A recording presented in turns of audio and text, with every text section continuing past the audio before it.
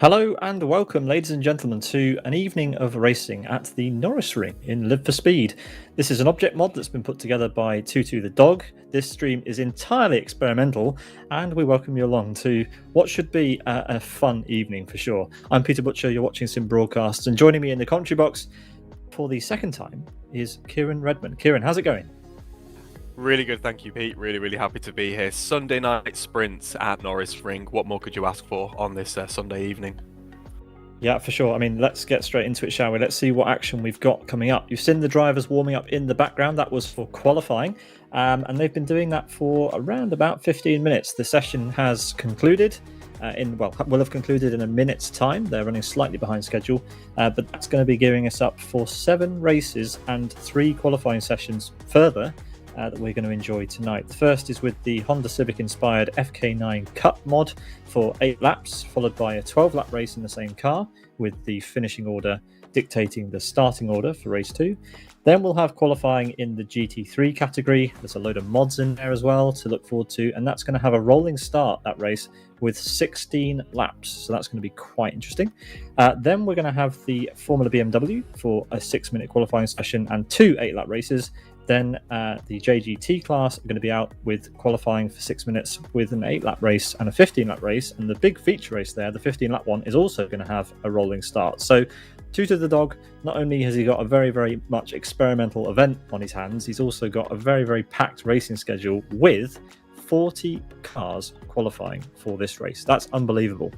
Kieran, he's got his work cut out, so we will give him all the chance that he needs to make this event a success. But I wish him luck. So do I. It's going to be a very, very packed Norisring with 40 cars in a variety of different shapes and sizes taking up the grid, all the way from Grundig Kura in turn 1 down to Dutzenteich in turn 4.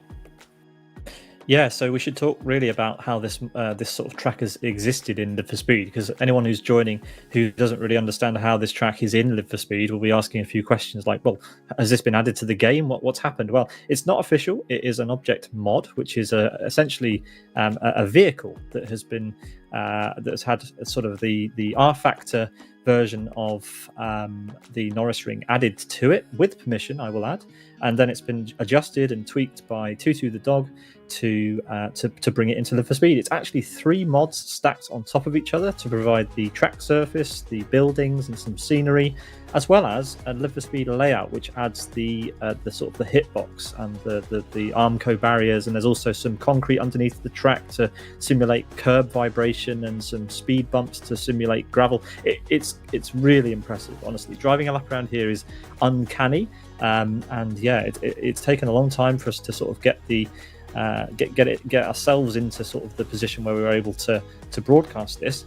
And on top of that, Chris has been very busy in the background adding cameras based on the 2009 DTM Championship. So that's really exciting as well, to have all those in there as well. So yeah, this is a complete experiment. We don't know how this is going to go. We're just here to enjoy the Norisring in Live for Speed, Kieran. We certainly are. I mean, it's a technical marvel, to be quite honest. And as someone that would be completely scared at the prospect of trying to build something like this, like myself, it's so impressive what's been translated here. And I'm sure everyone watching, and certainly everyone driving, will be in awe when we have some onboards and some brilliant camera angles cutting to the action, looking very reminiscent of the 2009 DTM series for sure.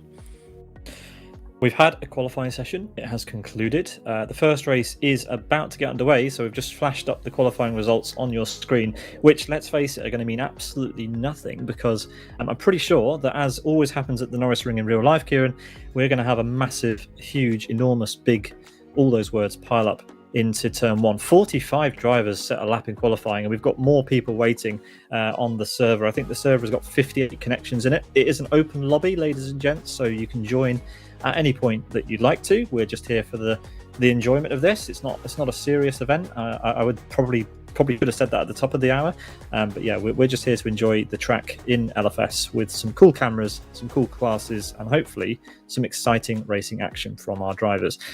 Tutu is about to start the first race, which I will remind you is the FK9 mod. That is the Honda Civic inspired mod in Live for Speed for 8 laps. The drivers can choose either the sedan or the hatchback variant of this car, so they're going to look slightly different to one another. There are 2 versions of each of those as well, so yeah, we'll have a bit of a mixed grid for sure. But yeah, let's get everything underway. We didn't really talk about the track much in the build-up, but yeah, 2.3 kilometre, 1.4 mile track with 6 corners simulated here in Live for Speed. Yeah, looks like we're just a little bit behind schedule. We'll just let Tutu get the first race underway. 30 seconds before the first race. That has been confirmed to us now. So maybe it's time, Kieran, that you told the audience how this track got its name? I will be as quick as I can before the race starts. So, in order to avoid any confusion, the track is based in the town of Nuremberg, and obviously you would think it would be called the Nuremberg-Ring. You can probably see where the confusion and the worry has come from. They didn't want to have it confused with the Nuremberg-Ring itself. So in the 17th century, Nuremberg used to be known as Norris, and thus the name Norisring was implemented in around the 70s, where we see the layout that we have today. So that is why it is known as the Norisring, your fun fact of the day. That's brilliant and perfectly timed, because we are about to have the first grid for this evening's racing action. I can't wait to get underway.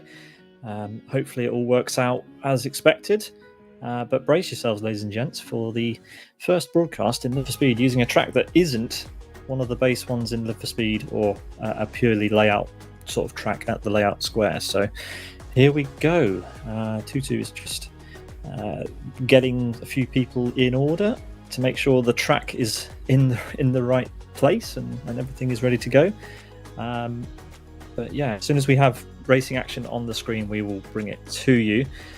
Just a reminder that everything you see today is going to be a first. So yeah, it's very, very exciting.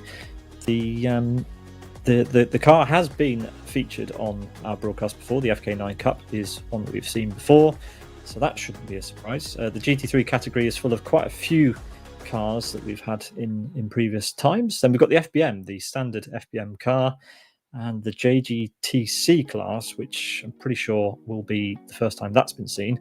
A few of the cars there. We've done a couple of them before, but it's going to be pretty new to us, that class. So still on hold here for the first race.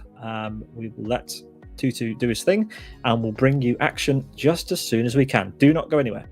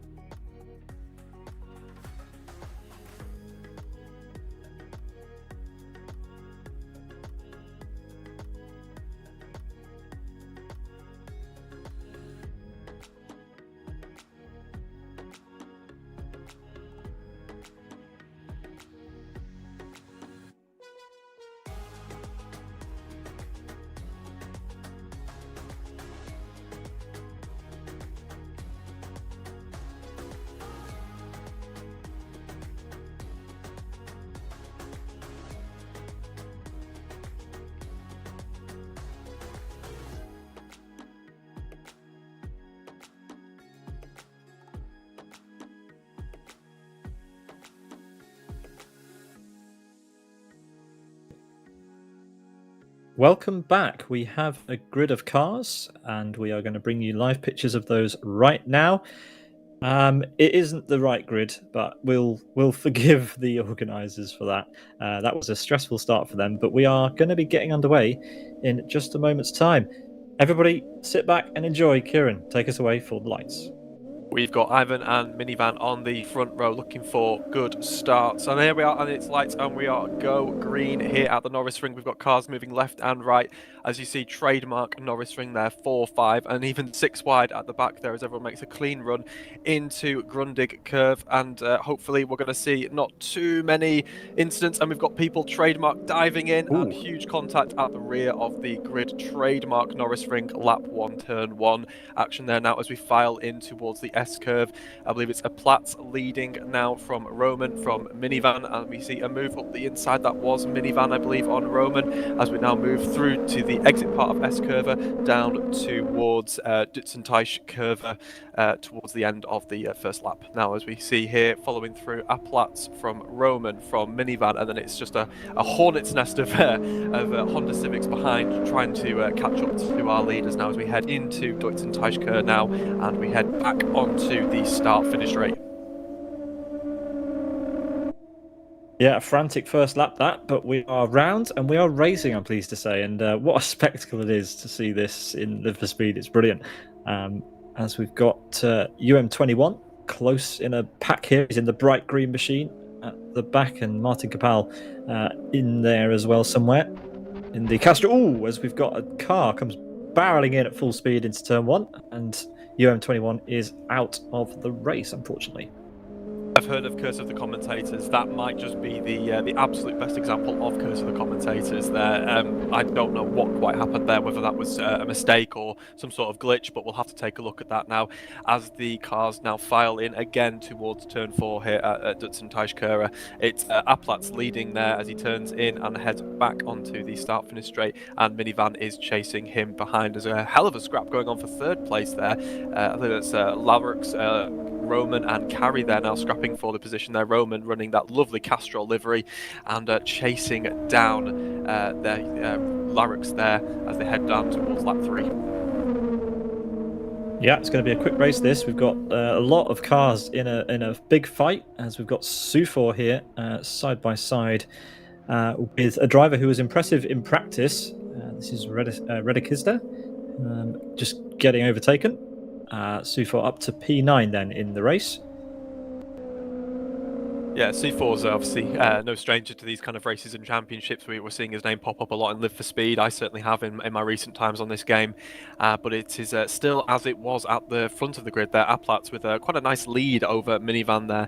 And then Larux in third position. We've got Carrie ahead of Roman. So there's been a small change potentially there as they now file down onto the start-finish straight to start lap 4. You're seeing trademark racing for this kind of car now. Obviously lots of drafting, lots of close racing. It's all about momentum with these cars, keeping the speed up through these tight corners. And I believe C4 now has a bit of a run on the 8th place car of Real Dave, and he goes move to the right hand side as he heads down the start finish straight, which means he'll be on the outside for Grundikern. If they can't sort this out before the turn, he moves around the outside, sweeps around. Beautiful overtake there from Sufor around the outside, and Real Dave now under pressure from Sked there as well, and I think Capel's also gone through there as well, up into 7th position there. Great work from him as he moves through the S-curve now and heads on towards turn 4. Be as close as you like, guys, towards that wall. Yeah, he's just managed to get past Ivan on the run down to the second hairpin. There he is.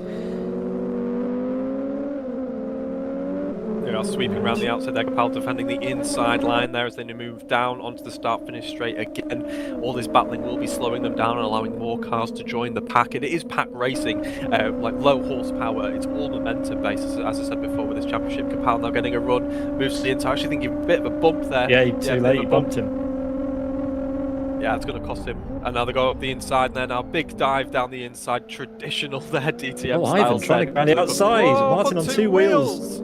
Brilliant stuff. Going full motorcycle there. Capel embracing all of the Valentino Rossi within him as they now head in towards S-curve. This is a great scrap. These 4 cars all closing up, and the 5 or 6 they're about to join as well. I think Ivan is ahead of his train now, and we've also got Capel in that second of that group there. That little gaggle of cars fighting for 5th honours. And I think Sufor's joining onto the back of this as well. And as we now head in towards Dutzenteich curve, and they turn in, and it is a great move from Sufor there up the inside. Now he takes the place as well. So yeah, Capel's going backwards there, Pete. Yeah, well, it's going to be back and forth all race. We're on to lap number 6 now, I believe, out of 8. So we are getting through the laps in our first race. It's been a fast and frantic one. It's a Platz who currently leads ahead of the Lalarue. And then we've got Minivan in P3 in the sedan variant of the FK9 Cup in Live for Speed. Yeah, Carry P4. just saying there, look at the battle there for fourth there, Pete. You've got Carrie in P4 ahead of Ivan and obviously Sufor and Capel in there. This is a group of 4 really quick drivers there. And Ivan then has a run through the S-curve and just touches the back. Yep, just touches the back there again. Once again, just pushing him along. That momentum's gone. Looked like an indication there from Ivan, Carrie. We've got 3 wide here, maybe diving into their curve there as we go round. Defensive lines thrown up the inside, Sufor going round the outside of 4 wide now. Almost. Brilliant scrap and stuff from this guys, Pete. Yeah, fabulous. I love seeing this. You know, always a treat to see cars going 4 wide. But this is going to be interesting into turn 1. Martin this is, on the brakes. Looking more like NASCAR here. That was the bump. There you go, and he goes straight through. They've all tripped over each other there into Grundig-Kern there. That's looks something like NASCAR there, a bit of bump drafting and pushing and then bumping. Traditional sort of like touring car style racing there. Love to see it. I think in all of our excitement of watching this battle for 4th, Minivan's actually dropped to 3rd place there. Larrick's actually got the overtake. Somebody off hard into the wall there. It's Sufor, and someone's gone underneath Sufor as well. There's cars spinning out all over the place. No. Yeah, here we are. Well, everyone's piling into the same accident. Sufor doing the best to get out of the way of the accident there as much as he can. It's Larrick's now in 2nd place and Aplatz. They might want to see if that incident gets clear before they come round to start their final lap of the race. But now it's T-Bug. I believe they're in a bit of a battle there itself. But Aplatz leads from Larrick's, from Minivan and from Capel. And they now head down into turn 1. Will any danger meet them when they come through S-curve? Hopefully that's all sorted itself out before they come through to complete the final lap of the race. But Aplatz has had this very much in control from the start. Yeah, what a run from him as tyres go flying in the background as the rest of the field find their feet at the Norisring. A lot of drivers, this will be the first time they've ever driven here. So this is a bit of learning for everybody this first race. But Aplatz has done an amazing job to keep out of trouble, open up a 2.1 second gap over Lallarue, and comes around the final corner to secure victory, potentially, if we let him finish, in race number 1. There, he's on the start-finish line. The only thing that's going to stop him is a timeout or running out of fuel. And he wins in 7 minutes and 48 seconds. Our first race is in the books. We've all witnessed history there. The first ever race on the Norisring and Live for Speed. That's a nice bit of moment. I feel like I'm on the precipice of something amazing here, Pete. This is the first of many tracks to join the Live for Speed community, hopefully. But what a great race. Lots of action, lots of fun. Really good battles there, particularly for 4th place and down. Yeah, good stuff. The drivers who were unable to finish are leaving the pit lane as we have a crash over start-finish, and we'll let the rest of the drivers finish the race who did manage to stay going. And there will be a pretty quick turnaround for race 2. So as soon as we get our final finisher, we'll quickly run down the order, and the race will be restarted for race number 2 of the evening. The final car is at the final corner, and once we have them across the line. In fact, who is that trundling very, very slowly? Oh, it's Sufor trying to get across. I think he's finished. He has crossed the finish line. The finish line is at the back there. So that is everybody. And we will quickly run down the order. We've been told that the action is going to come thick and fast tonight, so we better get on with it. But yes, the winner from race 1 is Aplatz, ahead of Lallarue, Minivan, Martin Capel, best of the rest in P4, with Redek Kizdet in P5. Ivan, Roman, T-Bug, Murtar, and Like are your top 10, with Sobis, the Ultra Real Dave, Mare, El Compressor, VT, J-Man, Victolo, Nicero, Red Clown, and C. Marcos, your top 20. Over on page 2, we've got Juan Win, Fuzi, Red Flyaway, Sufor, Krabs, Diegiosk, Grand Disco Boy, Carrie, Chutupas, Ty Blue, Nando Lonzo, Unknown Master 21, Steen, Avila, East's Leader, E Lima, and Ralista 90. Well, they kept me on kept me on my feet there with those names. East Slider, by the way, P35, and it was Sobis Motoyotis who got the fastest lap there, 57.51, and that takes us towards race number 2, which is the same thing again, just with 4 extra laps, Kieran.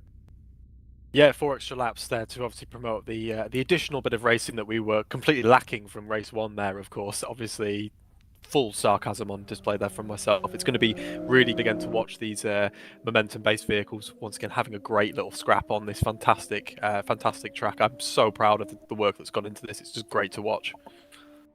Yeah, it's a fun one for sure as we await the grid for race number 2. A very, very busy server this evening and a lot to deal with for our organiser, so we do appreciate the effort that's been put in. A lot of prep had to go into this event for him, so yeah, hopefully he's enjoying himself rather than getting a little bit stressed out, but I'm sure there's a mixture of both.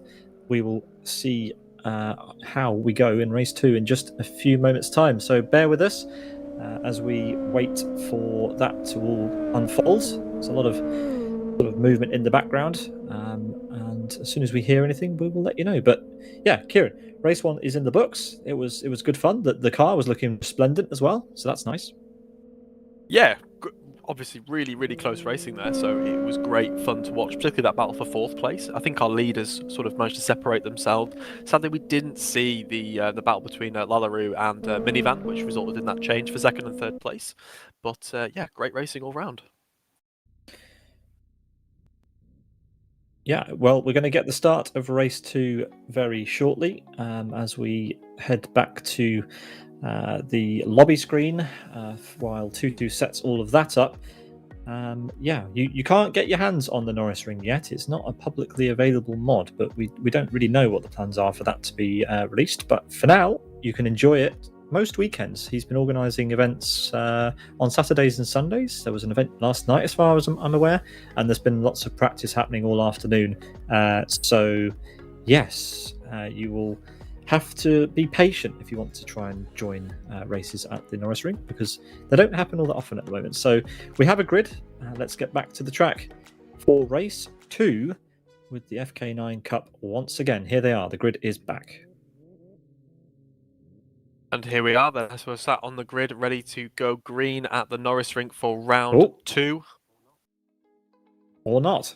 Looks like we are back to the lobby screen. Hopefully we get everything back underway quickly. But as we said, this is a bit chaotic this evening. Lots of moving parts, so just bear with us while Tutu sorts the grid out. I think he's done it now. And we should be back to racing any second now. Yes, I think we are. So let's get back to the track and see Aplatst on pole position. There he is. Yep, we'll try again. The second grid up now for round 2 of this evening's Sunday Sprint Series here at the Norisring as we wait for the lights to go green. As Aplatst is on the front row along with Lallaroo, it will be interesting to see how those two manage the start procedure with Minivan in 3rd, Capel in 4th. And they are green, and we are go here at the Norisring as Aplatst leads from Lallaroo. Everyone away fairly cleanly there. No bumping and bagging, everyone getting away from the start as we now head down into Grundig Care into turn 1. Great under brakes there from Aplatst, getting nice and narrow up to the inside, minimise any big dive bombs. Everyone reasonably well behaved into turn 1 from the looks of things. I'm getting quite crowded, and as soon as I say that, we've got cars scattered everywhere on the exit of Grundig Kern. Because of the commentator strikes again, I'm now 2 for 2 in live streams. I'm getting in my ear, it might be a bit of lag there as well, but as we now head out of S-Curve down towards Deutschenteichkehr, it's Aplatst leading from Lallaroo from Minivan. Everyone kind of sporting a very similar livery, so we will wait for them to go over the line and see what's going on. We've got Ivan looking for a move on Martin here, looking around the outside, which will now become the inside as he switches into Deutschenteichkehr, and he takes the inside. Lots of curb, full DTM spirit in effect there, and now as he takes the position and now heads onto the start-finish straight, we've got Minivan also defending there, his 3rd position from Redeskide as we now head on to, it's 3 wide with Ivan now as well further back as we complete the first lap now. Ivan in the middle of this sandwich of Honda Civics as we now head into Grundigkura, and we dive in. Are we all going to have to be all well behaved? We've got 3 different lines and we're all smooth fairly cleanly. I think Ivan just touching the wall there. Pete, this is frantic for lap 2. Yeah, it's also very difficult, as you mentioned at the beginning of the first race, with everybody using the same livery. It's a commentator's nightmare. All of the numbers 36 Honda Civics head through the chicane. We've now got, 6 cars with the same livery leading the race, so anyone's guess who's where. But Aplatst is leading ahead of Lallaroo and Redekizde. get my words out, in P3. Minivan P4. T-Bug's up to P5. It's Ivan P6 and Martin Capel there in the Castrol in P8 at the moment. In fact, yeah, Cardus Motiosis Sobis has just got through and up into P7, although he's now going to go side by side with Martin Capel. And to add to the drama, Sobis is live on Twitch. If you want to load up his Twitch stream alongside ours, Sobis34 on Twitch, you can pull up his stream as well. Full Marco Wittmann DTM spec there from Sobis watching his onboards as he now heads into S-Curva. You can just see, if you look at the bottom right of your screen, just how much it narrows and how you have to just get all these pinch points correct. 2 into 1 just about goes through there, which is quite surprising given these cars, but obviously not quite as wide as your typical DTM cars which you'd see around here. But yeah, Sobis on board now showing just how the detail on this mod, obviously from the perspective, is a great dive bomb. He's up the inside of 2 cars there, and he takes the inside line, runs it out wide. We get the switch back as well, 3 wide again. I love these cars and I love tracks like this, nice wide tracks. Narrowing down into really tight pinch points just promotes great racing and fantastic lines as they head through now, as Sobis in 5th position is defending from T-Bug there. T-Bug seems to have the run, he'll have the inside into Grundig as they head into the braking zone. They're on the brake. Sobis outbrakes him, a little bit of a bump and bang from T-Bug there as he heads back up the inside, which will then be the outside for part 1 of the S-Curva as they both head in there now. Sobis seems to have that position locked down, but can T-Bug respond in the later corners, Pete? Well, we picked the right car to follow through that section, and I hope everybody kept track of that. But yeah, Sobis making a massive amount of places and up into P5 as we switch back to our leader. It is Platz who's still leading the way, but he's getting a little bit more pressure now from Lallaroo. Lallaroo has really closed up on this lap, and I wonder if we will get a little bit of a battle here towards the end of our race. You know Lallaroo's not going to settle for P2. He finished 2nd in the last race. He wants that pole position. He wants to win. He wants to say, I was here out the first streamed weekend of the Norisring on Live for Speed. I want a victory. He's got 7 chances to do it this weekend as he now heads into the braking zone. You see 2 different lines there. Yeah, Platz going very defensive there, and but just cutting him off there now. Lallaroo is on his tail now, so it's going to be really interesting to see where Lallaroo decides to pick the move. Really interesting thing about the Norisring, it's fundamentally quite a simple track. So you, as you know, if you've never raced on this track before, you can get up to speed quite quickly. But to be at a competitive speed, now that's where it's difficult, finding that extra 5% in pace there, which you can just see from our leaders here. It's very hard to perfect over and over again. Once again, Platz throwing some big defensive shapes into Deutz Teichkehrer there as we head back onto the start-finish straight. That left-hand kink will take us onto lap number 6, but Lallaroo is sitting in the draft trying to get a run on a Platz down into Grundig. This is fantastic. Look how tight we've got people running at this track in the background. Watch out for the wall, guys. You need to tuck back in. Don't want to be hitting that. That's going to send the physics crazy as we head into Grundig. Now, once again, our Platz going very defensive, and we've got Lallaroo following close behind. It is as you were for the past couple of laps. Oh, we've got cars up on 2 wheels there. I think that was T-Bug that was up on 2 wheels potentially. And we've got a fight now for 4th position, as we did in the last race there, Pete. So everyone seems to want to finish in 4th place, Pete. Yeah, I think so. I mean, this is absolutely crazy. We've got 28 drivers scrapping it out for the victory in this race, as we watch the Real Ultra Dave having a nice scrap with a couple of other drivers out onto the back straight down to hairpin 2.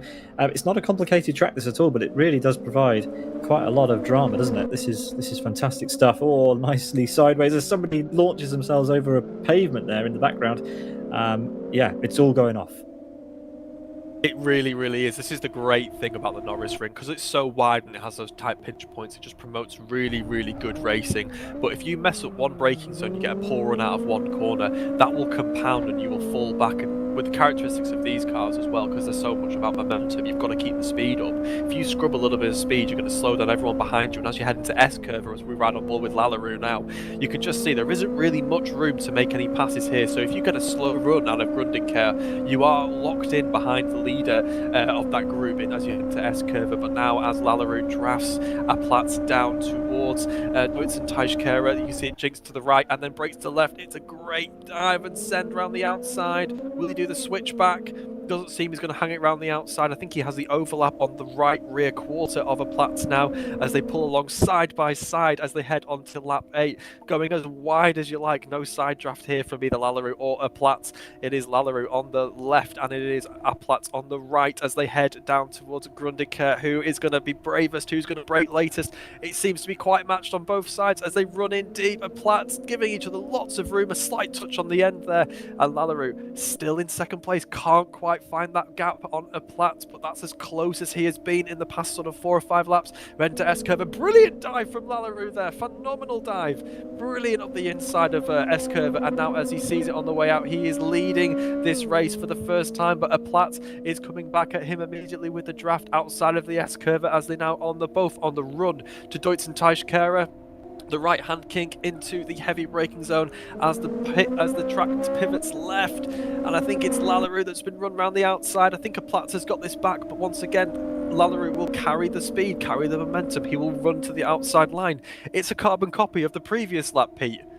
It is, and I'm sorry to the other 26 drivers who are on the track, but this is brilliant stuff from our top 2. They're in a league of their own at the moment, battling it out with a 2-second gap back to the next fastest driver as they again go side by side. Lallarue on the outside, Platts on the inside and through, and keeps it going. But now they're drawing back alongside each other again. Fabulous stuff. They will not give an inch because they know that each one of them will take a mile as they head side by side through the S-curve, and you've got to be brave to do that. But both of them being really fair with each other, giving each other lots of room. This is phenomenal to watch and an absolute joy to commentate over. Lallarue and a Platts seem to be in a bit of a league of their own. I can't understand how they can battle this much and not have the chasing pack catch them up now. And we can see Lallarue there taking as much of the apex as he possibly can, shortening that corner as he now sits in the draft of a Platts again as we head on to lap 10. It is a Platts from Lallarue, from Rekasad, from Sobis, from Minivan, from Ivan, and from Nicario. Your top 7 now as Lallarue pulls up the inside of a Platts as he gets the inside line into Grundeker, into turn 1. A Platts running him narrow, but Lallarue being a bit more forceful there now. I think the gentlemanly driving may have gone out the window. They are fighting each other a little bit more now. It's Lallarue leading from a Platts. Will a Platts go for a signature dive bomb here into the S-curve? No, he holds station and will follow Lallarue now through the remainder of lap 10. Pete, do you think there'll be a move made in Deutz and Teich? I mean, well, actually, no, I don't think so. Platts does drop back quite a bit as he exits the chicane. You can't quite tell from that camera angle. Now you can tell. You can see that the gap has opened up. Yeah, he thinks about it, but Lallarue has come from behind. He's closed the gap down. He's battled for a few laps with the Platts, but now this feels like a shift in the race, and he's opened up the gap considerably on the exit of that hairpin. So this could be it. Quite a long draft into turn 1 now, so this isn't quite over just yet. If a Platts can get a good run, sit in the draft of Lallarue and force him to throw some more defensive shapes into the next couple of corners, he might be able to have a run in a big dive bomb, a big dive. Wow, from downtown Nuremberg there from a Platts, but Lallarue running wide and keeping the momentum up. He gave him plenty of space. That easily could have been the end of both of their races if Lallarue had committed to finding the apex as he was to do originally, but they both now run through as they're coming up to some lapped traffic. I'm really hoping that the lapped traffic behaves itself, maybe moves out the way of our leaders. We don't want this battle spoiled. It is brilliant stuff from a Platts and Lallarue. Now Lallarue sweeping around the right-hand kink and then breaking into the left. Once again, a Platts looking for a big dive, but nothing doing there for a Platts. Lallarue getting a really nice run, but a Platts is right on his rear bumper as they head down towards the start-finish straight as we head onto our final lap, 12 of 12, and round 2 of the Sunday night sprint here at the Norisring. It is Lallarue from a Platts, from Redeskad, from Sobis, from Minivan, your top 5, and it is Victolo who is getting out of the way. Thank you very much, Victolo. Oh, but we had contact. Yeah, Platts went into the back of Lallarue there, I think, and yeah. Lallarue has managed to pull open a pretty big gap now, and Redeskad is right there. think there's been some more content there as we head to the S-curve. Rediscurd is there, the opportunist, capitalising through the S-curve and the switching left and right. It's a drag race now for second place. Lallarou has been given a gift here in race 2 as he pulls into Deutenteich for the final time of round 2. And we can see there Platz diving up the inside. Oh. No! Platz cuts back and takes the second position. It was an optimistic launch from Rediscurd, but it is going to be Lallarou that takes race number 2 here at the Norisring. What a battle from Lallarou, from a Platz. Brilliant stuff from Lallarou. Phenomenal race. That was brilliant, Pete. Yeah, it was. A Platz wins the first race, but Lallarou says nope to race 2. He takes victory in a convincing fashion. He had to work very, very hard, and it's just at the right time because Redikizda just caught up just when he didn't want him to and caused all sorts of drama. But Lallarou takes the victory in race number 2, the final race this evening with the FK9 Cup, as we now move on to GT3 qualifying for a little bit of a change. Now, we had a bit of a chat before the race, didn't we, Kieran? We think that the GT3s are going to be chaos. Yes, I think we very much are. And once again, you know, the DTM category has changed in recent years. They've moved to GT3 machinery in the form of a sprint-style race to what we're seeing this evening. And that racing is fast, it's frenetic, but it's very close. And they're always rubbing shoulders with each other. So it's going to be very much the same here in Live for Speed this evening. Yeah, for sure. We'll get the qualifying action for that on cameras just as soon as we can. But before then, we will get a rundown our race results at the Norisring, which is a nice thing to say for sure. And there we go. There is the results for race 2. Lallarou, 11 minutes, Aplast, then Redikizda in P3. Sobis, Minivan, T-Bug, Martin Capel, Ivan Art, McElroy, and Carey, your top 10. With East Slider, El Compressor, the Ultra Real Dave, like, and Alonso, Diego Iosk, that's really difficult, Daniel, Victolo, David T, and Josh, your top 20. Then over on the second page, we've got Palm Tree, Roman, Red Clown, Steen, Sufor, Asker, Zed, Matti, Sacco, Funzi, Paolo, VT, Korth, Batonis, Baytulla, Grand Disco Boy, Flyaway, and C. Marcos. 37 drivers, quite a few DNFs, as you can see. That whole second page, in fact, is DNFs. But Lallarou steals the show, takes the win, and the fastest lap, a 57.57.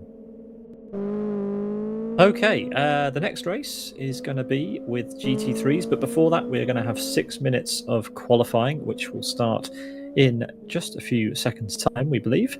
But before then, we need to discuss again what a fantastic race that was. I think before this race and during preparation this week for this event, Kieran and I have watched quite a lot of DTM at the Norisring, haven't we? Yeah, we have. A lot of onboards have been watched, a lot of classic DTM as well has been consumed. And as I said, this is why I think the next lot of racing is going to probably have the most chaos, let's say, with the GT3. Just knowing how, you know, the horsepower, the downforce, you're going to have very aggressive and optimistic individuals into turns 1 and turns 5, but also some really, really good racing. I'm interested to see who can translate the core racing values from the first championship from the FK9 into the GT3 Cup, into the GT3 machinery, I should say. Yeah, for sure. Looks like we'll be switching over to qualifying in just a few moments' time. And first of all, I want to say thank you very much, everybody, for coming and joining us on a Sunday evening for racing in Live for Speed. And if you are wondering how on earth this is possible to have the Norisring in Live for Speed, well, I'll reiterate what I said at the beginning. These are essentially vehicles. We're using the vehicle editor in Live for Speed to stack 3 essentially objects on top of each other, which provide the racing circuit, the surface, the scenery, and the sort of buildings that you see around the track, in cooperation with a standard layout in Live for Speed, where the Armco, speed bumps, concrete have been added underneath the layout to provide physical boundaries to it. So the walls, the curbs, and the rumble strips and things like that. It's brilliantly done by Tutu the dog. Full credit to him for putting all of this together, and a big shout out to Scowen, who's been helping us today to provision the server and make sure that we are in the best shape possible to run a very experimental race here today for everyone's enjoyment. It's been a team effort for sure, but Tutu takes the takes the credit for this one for sure. It's been absolutely brilliant so far. As we now see in the background, some GT3 cars circulating for 6 minutes of qualifying, which will be coming up in just a few moments' time. Exciting times. GT3s at the Norisring, Kieran. Certainly, we've got some of the pillars of GT3 racing. We've got Porsches, we've got BMWs, we've got some McLarens and Ferraris. It will be interesting to see where the loyalties lie from not just the drivers, but the people watching the stream. And you've just caught a brief glimpse of my favourite GT3 livery, Rexy, for AO Racing. I'm going to be very excited to see that one on the grid for sure. Yes, right. Tutu is going to get the qualifying session ready, and we are going to be getting going with what appears to be another full grid of cars. We're going to have 37 qualifiers, the maximum possible for this session. Yeah, it's going to be chaos, as I'm sure everyone expects, being an experimental event. But we'll get the drivers on the track just as soon as we can. Yeah, it looks like we've got many of the few names from the previous race. Lallarue, Platz, both there. Going to see how they get on in this 6-minute session. Can they get up to speed in the GT3 category? We will see if the drivers choose the Audi. I know that a few of them are listening to me, but the Audi is seemingly the one to pick. Let's see what the drivers go for as we head into this qualifying session, Kieran.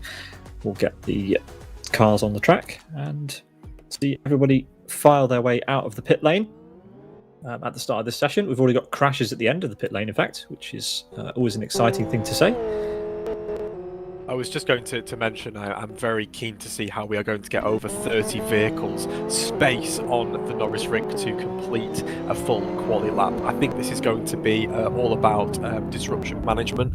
I don't think necessarily the fastest drivers will be at the front of the grid, but I think it will be those that get lucky and find the cleanest amount of space.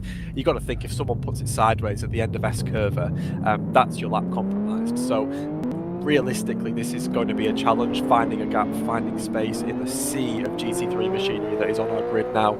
And yeah, hopefully we can see some competitive laps as we already tick down to the end of lap 5, the 5-minute mark, and we already have cars on track and circulating, but I think Lallarue was first to leave the pit lane, which is the right thing to do. And he is sporting the AO Racing Rexy livery. This is a phenomenal livery, one of my favourites, and keen endurance enthusiasts like myself will recognise this livery. Brilliant, based on a dinosaur. I believe the story behind this is that the team owners' kids, I think, said that they wanted their dad to have a dinosaur on his car, and that's where the livery came from. And I think it's one of the most iconic GT3 liveries out there right now. Well, he's on a lap and he's got cars warming up in front of him. I hope they're aware enough to know that the previous race winner and our qualifying pack are coming through. Finding space at the Norisring with 37 drivers is going to be absolute carnage. But yeah, this is a sort of a semi-serious evening of racing. We want to have obviously clean racing, but seriously, what can we expect with 6-minute open qualifying with 40 GT cars? Nothing but chaos. As a Platz goes on to provisional pole in his Ferrari ahead of Lallarue, who is sporting the ProTech 92 GT3 mod in Live for Speed, an absolutely epic machine that's been shown plenty of times on our broadcasts and endurance formats. And yeah, he'll have to do much better than that if he wants to take over pole position, apparently. As Ivan slots into P2 in another ProTech GT3 there. Yeah, this is lap times coming in thick and fast now as we see the top 6 all covered by less than a second. And we're on board now with Sufor with a best lap of 50.8, and he sits in 6th position in the BMW there GT3. We've got the real Ultra Dave now finding some traffic as he tries to head and complete another clean lap. He sits currently in P3. Can he find that half a second to overtake a Platz as he comes to the line?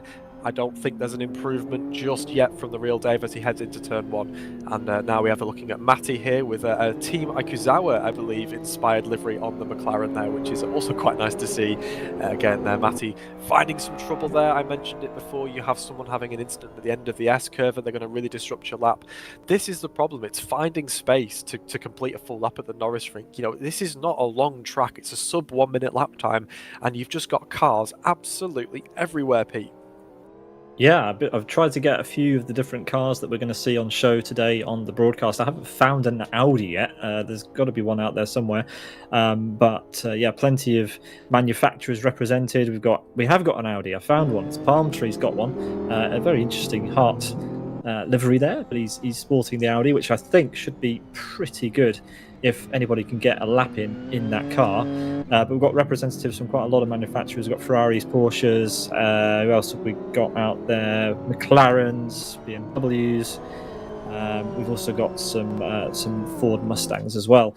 So yeah, a good representation from the GT3 class in the LFS S3 mod collection, which is great to see. All community made, of course. And yeah, fantastic. Well, the session is coming to a close. We've got Matty here on the camera in the McLaren, who has set the provisional pole time. What have we got? A 49.40 is the pole time currently. So quite a bit faster than the Honda Civics we saw just a moment ago. But the drivers, therefore, should manage to get at max 2 more laps in. Yeah, I think we might just get a couple more laps in here just from the guys there. Your top 5 sit there, obviously. Matty, Ivan, T-Bug, Platz and Minivan. They are all covered by less than half a second, the top 5. So we're going to have some very close competitive racing up and down the grid. Lallery, one of our favourites there, looks to be struggling to get a lap time in. He currently sits in P13. You will need a bit more from you there, Lallery. We need some good battles again with the Platz up near the front of the grid. But yeah, Pete, as we watch them go down now onto the start-finish straight, it's going to be. This is what it's going to be like for the entire race. Just really close racing, lots of good following, but it's so difficult to find a clean lap as we've got cars running wide again. Sufor now P6 pushing to try and find some good space, but you know, he's got cars up ahead of him. Can he find that extra few tenths just to make up the distance? He has to run wide to avoid the car in the braking zone in Deutz-Teichkehrer, and now he'll have a bit of a draft onto the start-finish straight. This might actually work for him. Can Sufor improve from P6 in the BMW? He's drafting, he's closing in. This will give him a really nice tow as he comes over the line. It's still only P6, too much traffic, and he actually gets bumped down to P7. Nicario jumping up to P6. Great stuff from him. It is Matty from Ivan, from T-Bug, from Platz, from Minivan and Nicario, and then Sufor rounding out your top 7. Yeah, as our counter hit 0, no more laps can be completed. That, as you see, nobody else crossing start-finish. That is it. So everyone that crosses start-finish now will be setting their final time in the session. Matty has some clean air. He's just come round the first hairpin, as far as I'm aware. Yeah, he's coming up to the S-curve now. Through he goes, and he has chance at this point to improve his lap. He's found a huge amount of clean air. Matty could be on to try and extend his advantage. It currently sits as 0.09 seconds ahead of Ivan in second place. Can Matty solidify his position at the top of the standings now? He was a little bit anonymous in the first race as we now head into the GT3 category, obviously more at home in the higher horsepower machinery, as he heads out of the final kink and heads onto the start-finish straight, sets his time. Does he improve? No he crosses improvement. the line. No improvement from Matty there, but he still sits at the top. I think Ivan is also completing on his lap as well, so it will be as it is right now. Matty from Ivan, from T-Bug, from Minivan, from Platz, your top 5. That's a really competitive grid.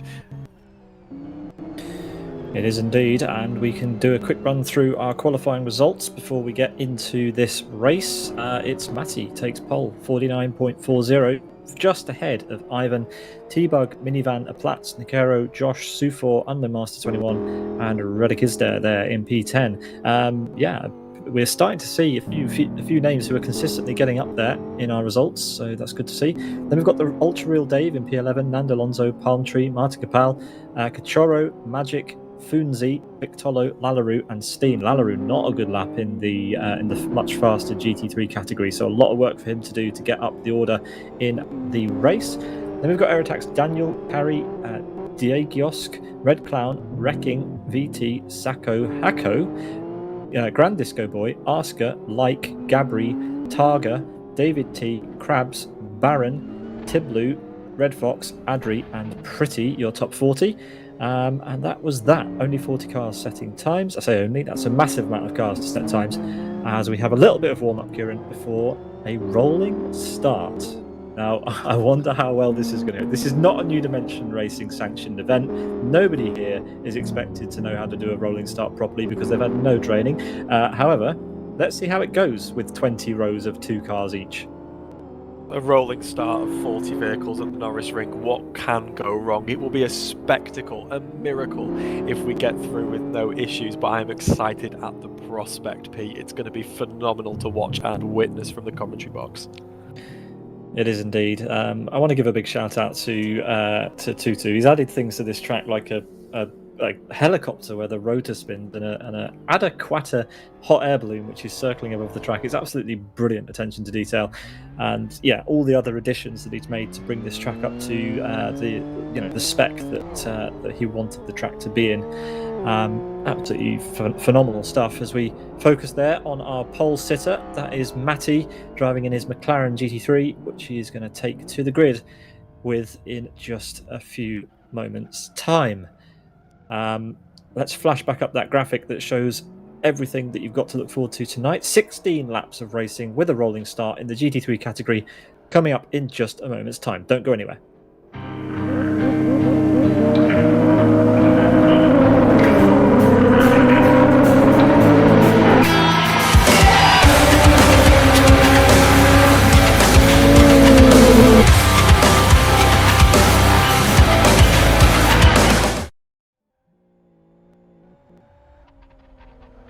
Welcome back, and thanks everyone again for joining us. We are moments away then from the start of the race. We're just going to get the grid formed for that as we wait in earnest for the start of 16 laps of racing.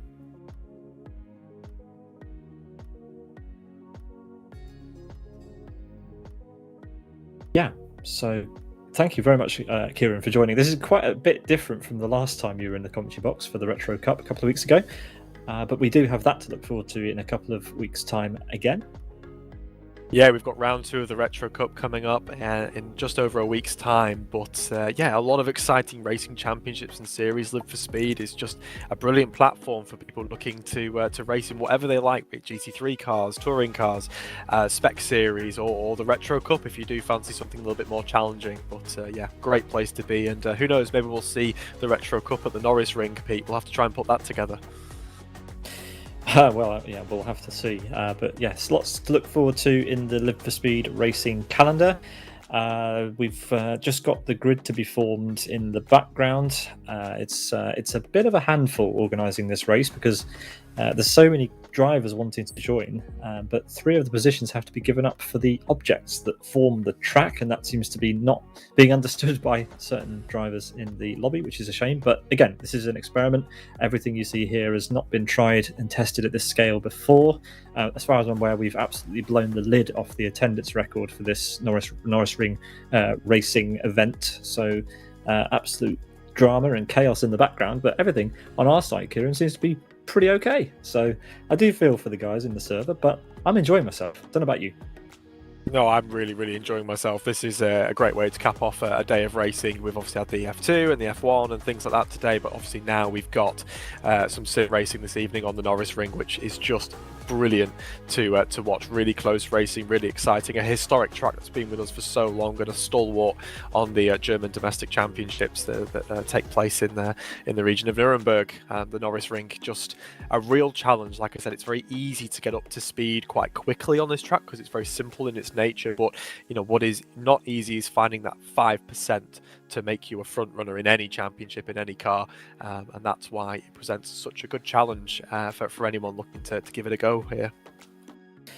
Yeah, absolutely. The lobby is still open if you do want to try and join. The event should be at the very top of the LFS landing screen when you start the game. You can join in if you want. It's currently full, but yeah, if you keep trying, you'll be able to get in, no problem. All right, I think we're just moments away. We're just waiting for one of the drivers, Nalaluka, to join and get going. And then I think we are going to be up and running. Hats off to Tutu for organising this. It's like a pack of wild dogs in the lobby. So people just enjoying themselves so much, but slightly forgetting that there is somebody trying to organise the event. So just calm down, folks, while he sorts everything out. Give him a bit of time to sort it out, and then we will be racing.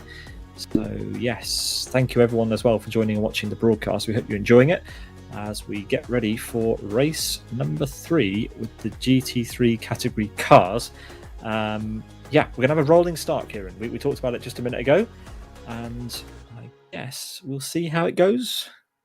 Yeah, the prospect of 40 vehicles rolling into Grundig, we've already seen the nature of that corner, very wide, promoting 4-5 cars wide, pinching into a very, very tight apex. The corner in its nature is a 180-degree swing back on itself.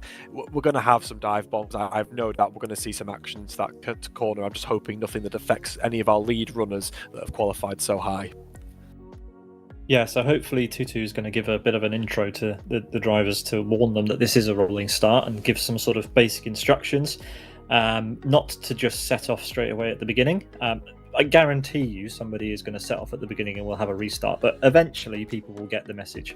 So do not worry if we see a little bit of drama. This is just a fun evening of racing that we're trying to sort of wrestle and wrangle into a semblance of something that looks realistic at the Norisring, but we'll get there. We'll just have to wait and see how we get on. So the drivers are all ready. Tutu is going to explain that it's a rolling start. In fact, he has just explained that it's a rolling start. Let's go. Let's see how this goes.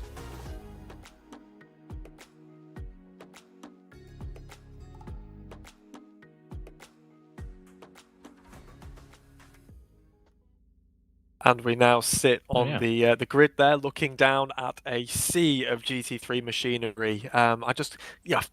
Basically, what's your favourite GT3 machinery here, Pete? Which one would you go for? If you had the choice, which one would you be driving? I'd be driving the one that got pole, the McLaren. Why not? It seems to be the fastest. And what you should see here, folks, is absolutely no movement. Huh. There's movement, Pete. Looks like Matty didn't get the race memo lead there, wanting to... Yeah, looking like he wants to lead from the front. Potentially he thought he was leading the rolling start, but you can just see there, that is the actual pace car that will be leading this grid away. Everyone going away very slowly, everyone behaving themselves from the looks of things there. And there we have the safety car. Everyone's now going to grid up in a 2x2 Noah's Ark style situation. They go 2x2 McLarens, Porsches, and Mercedes, BMWs, Ford Mustangs. There's everything you could want here. Every kind of car, front-engined, rear-engined, mid-engined, and I think it might be T-Bug there that was getting all sideways in the AO Racing inspired GT3 Porsche there. As everyone very well behaved on this rolling start. I'm not seeing anyone stepping out of line in that regard, which is really nice to see as we now guide each other through the S-curve. Matty from T-Bug, from Ivan from Platz. This is going to be really, really exciting, Pete. What are your quick guesses for what's going to happen into turn 1? Who will lead? Well, I think if Matty and T-Bug get a good start, it's a scrap between them two, and then hopefully everybody remembers to brake before turn 1, because otherwise it's going to be someone like Air Attack Daniel in P14 leading the race. But fingers crossed we get away cleanly and Matty can get the break he needs after that great qualifying that he's just had. As we come around the final corner, our safety car should pull away, and Matty will be allowed to then dictate the pace as we head down towards the start-finish line, which is coming up right now. And the safety car is still on the track. It didn't pull into the pit lane, so they've just pulled to the side. Watch the lights. They're going to go out, and they've gone out, and we are racing. Yeah, we are racing here for round 3 at the Norisring now, and we now head down in towards Grundig 4, 5, 6 wide, typical Norisring there. Oh, and there's a bit of contact there for Matty, just being given a hip and shoulder on the way through turn 1. Big 4, 5 wide there in the background. I think everyone's still reasonably getting through there okay. We've got a sideways Alpha Tauri Ferrari at the back of the grid. Ivan leads from T-Bug, from a Platz, from Minivan. Matty has fallen down the grid, the P5. Oh, and we've got Red Fox off in the background doing a 180. We've got chaos through the S-curve. 6, 7 cars all scattered and facing backwards. All hold your brakes, everyone try and get out of the way. That is absolute chaos in the S-curve, but it is Ivan from T-Bug who is under pressure from a Platz, who's looking up the inside of him, inside the Ferrari, and a Platz leads up into from second place there. Ivan leads to a Platz and T-Bug as they head onto the second lap now. Obviously lap counter number 3 there, but second lap for us here in the commentary box. box. Pete, crazy start and big defense there from a Platz as he goes right, nice, tight and narrow. Yeah, not as much chaos as I thought. I thought it all went very well, to be honest, Pete. Yeah, you've said it. You've hit the nail on the head there. That went much better than I was expecting. Hats off to all the drivers there for a clean start in a rolling start in GT3 with no organisation at all. Brilliant stuff, has to be said. As Ivan takes over the lead, as you said, he's pulled a little bit of a gap as he flashes through our view there with a Platz just behind. I'm just actually having a look at our timing tower. I think Matty has fallen off the grid completely. He was our pole sitter. He is gone. He's back down in P31, I believe. Yeah, 31. Yeah. What has happened with Matty there? I think his race has completely come undone there. Obviously, given a bit of the hip and shoulder on turn 1, I think he's been used as another failure to stop him through turn 1. As we've got a move there now, a Platz up the outside of Ivan.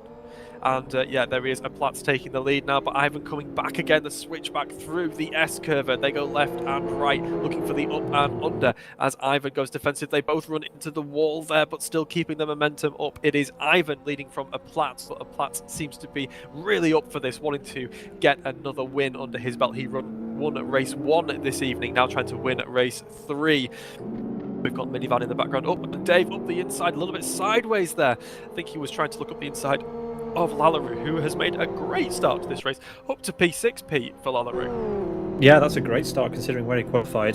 He's made a lot of places as we head on to lap 5 of 16. This is my favourite race so far. That rolling start definitely had me jingling and looking forward to some endurance racing again, which we'll have coming up for you in a few weeks' time. But back to tonight's action, it's definitely looking like Ivan is doing enough at the moment. But Platz is looking hungry, isn't he, again, to try and upset the lead.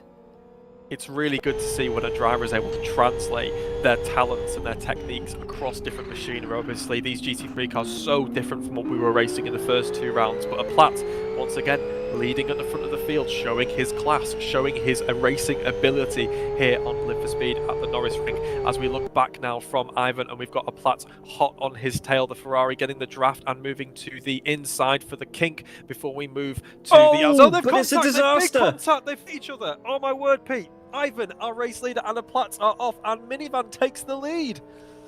Yeah, just as we thought we were having but there's more contact side to side. Not the best observation, but it's Minivan now who takes over the lead of the race. A Platz and Ivan come together again, and Sufor is there in the big BMW to try and mop up the situation. But drama, and luckily they're all still going. But this is authentic racing. This is exactly what we see in DTM at this track. Oh, to be a fly on the wall in the virtual sim, in the virtual sim steward's office there. That's going to be very, very crosswords said in the chat between a Platz and Ivan. But it is Minivan's gain as he jumps from P3 to P1. But Sufar now is trying to get on the back of these two, but this is not over. Ivan and a Platz are still reigniting their battle as they head into Grundig Ken. It is Minivan, and up the inside goes a Platz, but running wide again. Sufar looking to capitalise. Can he find a way through as they now head towards the S-curve? But Minivan has a lovely little gap to a Platz, and then Ivan in the Porsche is in 3rd place as they now exit the S-curve, running as wide as they dare, all sideways from Minivan, but keeping it nice and gathered up on the exit. We are on board now with Sufor as he heads towards Deutschenteich Ken as he follows Ivan. Can he find a way through? Minivan nice and controlled, all sideways again for him. You need to keep that, need to balance that acceleration on the exit there. He just seems to be stepping out, might be the characteristics of that particular car. Ivan now looking back at Sufor in the big BMW M4. It is following and looking menacing. Can he find a way through as we head towards Grundig Ken? Under brakes, big move down there, might have outrated himself as a slight looking for the switchback, cuts it back, and it's through for a Platz. We've just missed that. I think a Platz is just through on Minivan there now as we look at the 2 AO Racing inspired cars, but there a Platz takes the lead from Minivan down towards 2nd place. Can a Platz escape now? Can he find the gap? And will Ivan be able to find a way to come back? He seems to have been rattled from that original move, Pete, when he got all crossed up with a Platz. This is incredible. Amazing stuff. I wasn't quite sure what to expect going into tonight, but this is definitely punching above its weight. This is fantastic stuff. And, well, great to see GT3 action like this at the front of our field. Expectations exceeded for this race. I was expecting the worst, but we are getting the best, and I'm so happy to see it as Ivan now goes to the outside, and it is a great move by Sufal, but Ivan now gets the switch back on him. Brilliant stuff, brilliant for the characteristics there of Grundikern as we now head towards the S-curve. Sufal keeping his nose in, and it's still there, giving each other room. They're being very patient with each other, getting the switch back now, getting as close as you like to the rear of that Porsche. Sufal on board, and probably, you know, if he was any closer to him, he'd be in the back seat of that Porsche as they now follow through the right kink towards Deutschen-Teichkern. It is a great move up the inside from Sufal, but again, the switch back. This is why the Norisring is so good and why I'm so happy to see it in Live for Speed. This is the kind of racing you get. Switchbacks, dives, lefts and rights, old school street circuit. It does not get better than this, Pete, as we've got Sufal again up the inside, which will then become the offset into the inside there of Grundikern. Can they hold it? It's a nice block there right on the apex from Sufal, and he takes P3 but gets all crossed up and sideways. Ivan looking for the overlap again on Sufal, but nothing doing there. Nice defensive line from Sufal through the left and the left-hander now, and they run it out wide. Oh, Ivan touches the wall, and that's going to slow him down. Sufal will now pull away. Can he get back on Minivan and try and chase him down for second place? It is a Platz from Minivan, from Sufal, from Ivan, but this lead is not over, although a Platz is now pulling away. 2 seconds the gap between himself and Minivan. Can Sufal close the gap to Minivan, deal with him, and then move on to take a Platz? We've got 5 laps left, Pete, as we head on to lap 11. Fantastic stuff. Thank you, Kieran. As yeah, we still have 30 runners here in race number 3. And as you said, what can Sufal do, as they've now got some back markers in the mix that moves right out of the way? Good to see. But yeah, it does look like Sufal has the pace to try and close up to Minivan, but a Platz once again proving that he has some versatility in his approach to sim racing, for sure. He's in the lead of this race and pulling away. Do you know what? It's great to see. One thing I'd like to say just very quickly for all the drivers in the lobby, everyone's just really well behaved. You know, you've got people respecting those blue flags, moving out of the way of the leaders. You know, the rolling start, I predicted absolute chaos, and it was brilliant. Everyone paid attention there as we've got moves up the inside of the S-curve. But as we look down the battles now more towards the rear of the field, the real Ultra Dave has had a nightmare. His Porsche looks like, it looks like it's been hit in the face with a frying pan, to be quite frank. It is absolutely squished as we've got cars going around. The real Ultra Dave trying to find his way up the grid as he now moves around the outside there. I'm trying to work out who that is. I think it's I can't quite work it out there, but yeah, the real Ultra Dave taking that move up the inside there in a very compacted version of the GT3 as he now heads on towards the start-finish straight. Hako there, he overtook there on the through Deutschen-Teichkern. Hako there trying to chase him down. Can he find a way through? I'm trying to work out what's happened with him there, because that is a mess of a car there, Pete. Oh, no, well, nobody can know for sure, except him. But he's been into the wall a few times. As you can see there, Sufal driving off the track and back on in defence of Ivan, who's now on the outside into the first hairpin. And, well, it looks like Sufal's still got a nose in and will have the corner. But this is great racing for P3 overall, with Lallaroo starting to close in as well. It's not over. We've got 3 laps to go at the end of this one. And could we have a 3-way fight for the podium? Sprint racing in GT3 cars is always a great thing to watch, because, you know, so often the drivers are having to manage tyres, manage fuel load. These are long distance races. It's very rare you get sprint format. It's why the DTM is so much fun to watch, because you're seeing GT3 machinery being pushed, and, you know, in a sprint race format, it's great. As we've got Minivan in P2, and as we look back now from Minivan there, we've got a couple back markers between themselves and Sufal and Ivan, as yeah, Minivan heads onto P2, 3.5 seconds the gap. As we've got Koppinen here in P17. Oh, just having to avoid there. I believe Koppinen's looking for a move on Gabri now as we head side by side. Sweeps around the outside does Koppinen, and Gabri looks like he might lose another place to the Ferrari as he switches up the inside. Bit of a bop on the front left corner, and as Asker moves into P17, I believe now. And yes, great little battle there from Koppinen, Jabri and Asker there, Pete. Absolutely fabulous racing up and down the grid, has to be said. as Platz comes around the final corner, the final kink, and he's going to be faced with more intense battles to try and get his way through. He's got almost a 5-second lead over Minivan now. In fact, that's gone down to 3.6 on that lap as we head into the penultimate lap. We've got Sufor still contesting with Ivan here. Ivan up the inside in his ProTech 92 GT3. Sufor trying the switchback, but that BMW just too big. And, well, he can't get through. Oh, as Ivan wiggles the back of his car, maybe in protest of that bump, but who knows? Yeah, a little wiggle there from Ivan saying, "Not today, Sufor. You're not getting past me. I'm going to make this Porsche as wide as I humanly can." I love this thing for GT3 racing. This is the two different philosophies: rear engine, rear wheel drive, front engine, big car, high downforce from the BMW, and yet they're both very evenly matched. Two great drivers here on Live for Speed.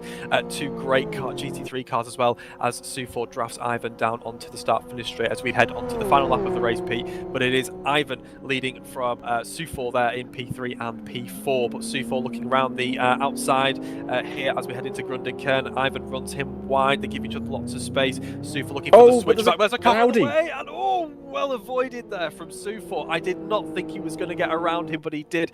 That has probably cost him a podium finish in this race. It is a Platz leading by quite some margin, 4.47 seconds. The real Ultra Dave there, I'm sure he won't give us any bother as he moves ahead of a Platz, but it has been a faultless race from a Platz. Obviously a little bit crossed up with Ivan earlier on. I would love to have a review of that and see what went on, but it is a Platz who takes the victory here for round 3. 2 of the 3 race victories so far have gone to a Platz. It's great stuff. A flash of the headlights from the Ferrari as they win here at the Norisring. Pete, this has been brilliant. Best race of the night so far. I don't know about you. Oh, definitely, and a Platz for Red Devil Street Racers getting 2 of 3 of the race wins tonight, and well, yeah, he's donutting, and I would as well. I'd be very happy with that result, considering the amount of competition and the sheer amount of chaos that has gone on in the qualifying session and the race. But all being said, that was pretty fantastic, and we look forward to the next one once all the drivers have come across start finish to finish this one. Plenty of stories in that race. There are definitely way too many cars and way too much action for us to possibly have a chance of covering it all, so apologies. However, I hope everybody that was involved enjoyed that one, because we've got plenty more on the way. The next race is going to be the Formula BMW. We're going to have 6 minutes of qualifying in the FBM. It's going to be a much more, hopefully, a much calmer affair. This car doesn't have quite as much power as our GT3 cars. However, it is an open wheeler, and it likes to roll over on big curbs. So we will see if that stays true. While the drivers get ready for that, we should go through the race results from our 3rd race, and we'll do that right now. Second win of 3 for a Platz there in 14 minutes 21, ahead of Minivan, Ivan, Sufor, T-Bug, Lallaroo, Funzi, Josh Steen, and Unknown Master 21. Redick is there. The first race he's not finished in the top 10, I think, in P11, with Diego Yusk, Martin Capal, Palm Tree, Asker, Gabri, Daniel Koppinen, Nando Alonso, and the real Ultra Dave there in P20. Over on the second page, it's Red Fox, Like, Nalaluka, Saku, Viti, and Wrecking are your 96 finishers, and DNFs on this occasion for Magic, HackOS, Pretty, Zed Matty, who got pole, Carrie, Dami Hernandez, Red Clown, Nakero, Choro, and David T. 36 entries and 26 finishers. A Platz won, and he got the fastest lap of 49 second 0.25. Probably the fastest lap we'll see this evening, as we switch our attention to the Formula BMW for race number 4. We'll have another qualifying session coming up in just a moment's time for that. We're going to take a short break. We'll be back just as soon as we can. Don't go anywhere. It's been exciting. It's going to stay exciting. We're here for it. You should be too. We'll be back in a few moments' time.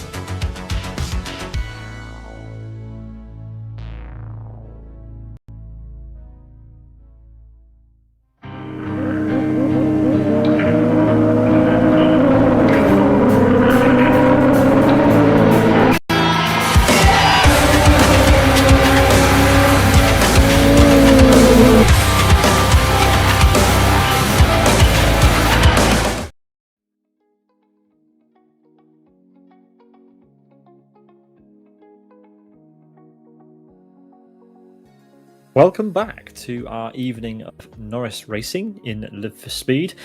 We've had 3 pretty frantic races, which have gone down a treat, both in the commentary box and with the drivers on the server, and hopefully by you, our viewers, as we head towards race number 4, which is going to be preceded by a 6-minute qualifying session in the Formula BMW, one of the standard cars in Live for Speed. And then we're going to have 2 8-lap races. We have drivers on the track now, Kieran, so let's head there and see how they get on in this really quick, really short qualifying session. Yep, as we head to the grid now, of course, the story of the previous qualifying session was simply just trying to find the space. As we look now at Kerry as they join the grid in a very, very nice Aston Martin F1-inspired livery as they head into Grundig-Kern. Yeah, finding space is going to be the tricky thing with this one, Pete, and that's going to be the key thing here, having a fully uninterrupted lap. We saw that Lallarue, one of our competitors, one of our really good competitors in the first series of races, fell foul of a poor qualifying session in the GT3 race, had to climb their way all the way back up. So finding a good gap to put your qualifying session in uninterrupted. Like I said, there's over 30 cars on the Norisring, and the Norisring is not a big track, Pete. No, it's not. It's only 2.3 kilometres, 1.4 miles in length. So cramming this many cars onto it doesn't give each of the drivers much wiggle room. You only have a very small piece of tarmac really to work with. So finding a clean lap in a 8-minute qualifying session. No, it is 6 minutes. My apologies. It's a 6-minute qualifying session is made all the more difficult as I think the first drivers are about to complete their first laps around here. We'll have to wait and see who they are, but likely that Platst has managed to get a good sort of bit of track space. He's got 2 wins in tonight's action, and I'm sure he'd like to make that a 3rd in the Formula BMW, but he won't do if he keeps hitting walls like that. This car, probably one of the most popular in Live for Speed. It's a demo car. It's a car that you can try today at Blackwood GP in Live for Speed with the free demo. As we have the first times on the board, it's Sufor provisional pole with a 55.73. Yeah, we've got Sufor there once again leading from the front. He was running in P3 and P4 in the BMW in our previous GT3 race, so expect him to be near the front, as was Ivan. He was in a great battle at one point with the Platts for the lead, but he now sets the pace of a 55.68, but I'm expecting those times to continue to fall. But you can see there Ivan falling foul of the traffic. This is going to be the big thing from this session, finding space to set your lap as Ivan is up the inside and making overtakes. It's fast, and he is fast, but it's not what you want to do as he moves towards Deutschenteichkurve and in the Campos style livery. We've got Minivan there heading out, as is Sufor as well. These are our big players in the racing so far. We've got Koppinen as well heading into Deutschenteichkurve, currently sitting in P20 with a 57.55. Very small margins, less than 2 seconds covering first from 20th. As you can see there, Koppinen and Lallarue now heading towards the start-finish straight to finish there. I think the top 2 have gone faster. It's T-Bug leading from Sufor, 54.68. A great lap from T-Bug. He is leagues ahead of anyone else, well, at least comparatively speaking, for a lap of this size. Sufor now in second place, 0.7 seconds behind from T-Bug, as we see him here as he heads down towards Deutschenteichkurve. Unsure if he's on a flyer or not, but still has time for probably about maybe three flying laps if this is one that he's heading on himself. It's T-Bug from Sufor, from Ivan, from Nakaro, from Ultramaster 21, and Arska are your top 6. But T-Bug now, once again, he is setting the pace. 54 seconds, 0.6 as he heads onto the start-finish straight. I'm just having a look down our timing tower here, Pete. I'm not seeing Lallarue. Where is Lallarue? Is he having another tough session? Well, he's on the track, but whether he's managed to get clean air to set a lap is another thing. Here he is, coming over start-finish. Has he set a time? He has. He's 24th. It's not an ideal qualifying session so far for him, and he's only got 2 minutes to go, and he's got himself into a wheel-to-wheel battle with somebody with a Verizon livery on. That's Ultra Real Dave. See, this is it, and once again, it's hard to tell if this is just a tough qualifying session, but I'm seeing more contact. Contact there with Real Dave in the Penske-inspired livery, and Lallarue. This is not going to be helping them set a good time. P26 and P24, I believe, for both of these drivers. They need to find space to set laps, be competitive, be at the front of the grid, which is where we expect them to be. But this is it, Pete. You might be really good at tin top racing in the spec series like the Hondas and the GT3 racing, but then you step into Formula cars, it's a completely different style of racing. But once again, T-Bug is leading from Josh. Josh is up there in P2. Hello, Josh. Welcome to the chat. He is leading from Palm Tree in P3. Sufor. See, this is what I'm saying, Pete. We're getting drivers now who, maybe they specialise a little bit more in these Formula cars. Maybe they've put a little bit more time in. They feel more comfortable. As you said, this is a car that's readily available in the main game. It's not a mod. So expect more drivers to be more competitive in these cars. T-Bug with a 54.68 leads from Josh with a 55.09 from Palm Tree with a 55.22. Sorry, it is close at the top of this grid, Pete. It is indeed. Josh managed to get 8th place in the qualifying session for our first race this evening in the Honda. However, couldn't make it onto the grid for the start with all the goings on that happened behind the scenes. So he got a bit hard done by there. So it's good to see he will potentially be able to start this race at the very front. A bit of solace there for him, but a great lap nonetheless. And you're absolutely right. This car is really, really popular as Josh T-boned someone into the first hairpin. But anyway, yes, this is a really, really popular car. Drivers should be more experienced in it. However, the track is obviously very, very new to people. They won't necessarily have driven a lap around here before this evening. And if anyone who knows anything about Live for Speed would know, the drivers are very experienced on all the tracks that there are that are on offer, because of how long this game has been around. Since the very, very early 2000s, and well, the Norisring has been around as a track for a lot longer than that, but not in the game.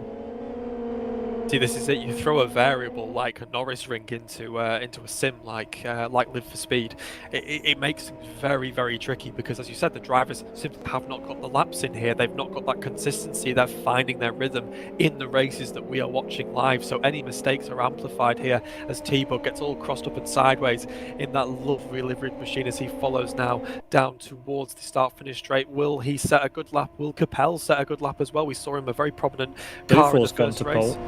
Sufor goes to pole by 0.03 seconds. Incredibly small margins from Sufor. Brilliant stuff from him. T-Bug will be gutted with that, but he will line up on the front row alongside Sufor.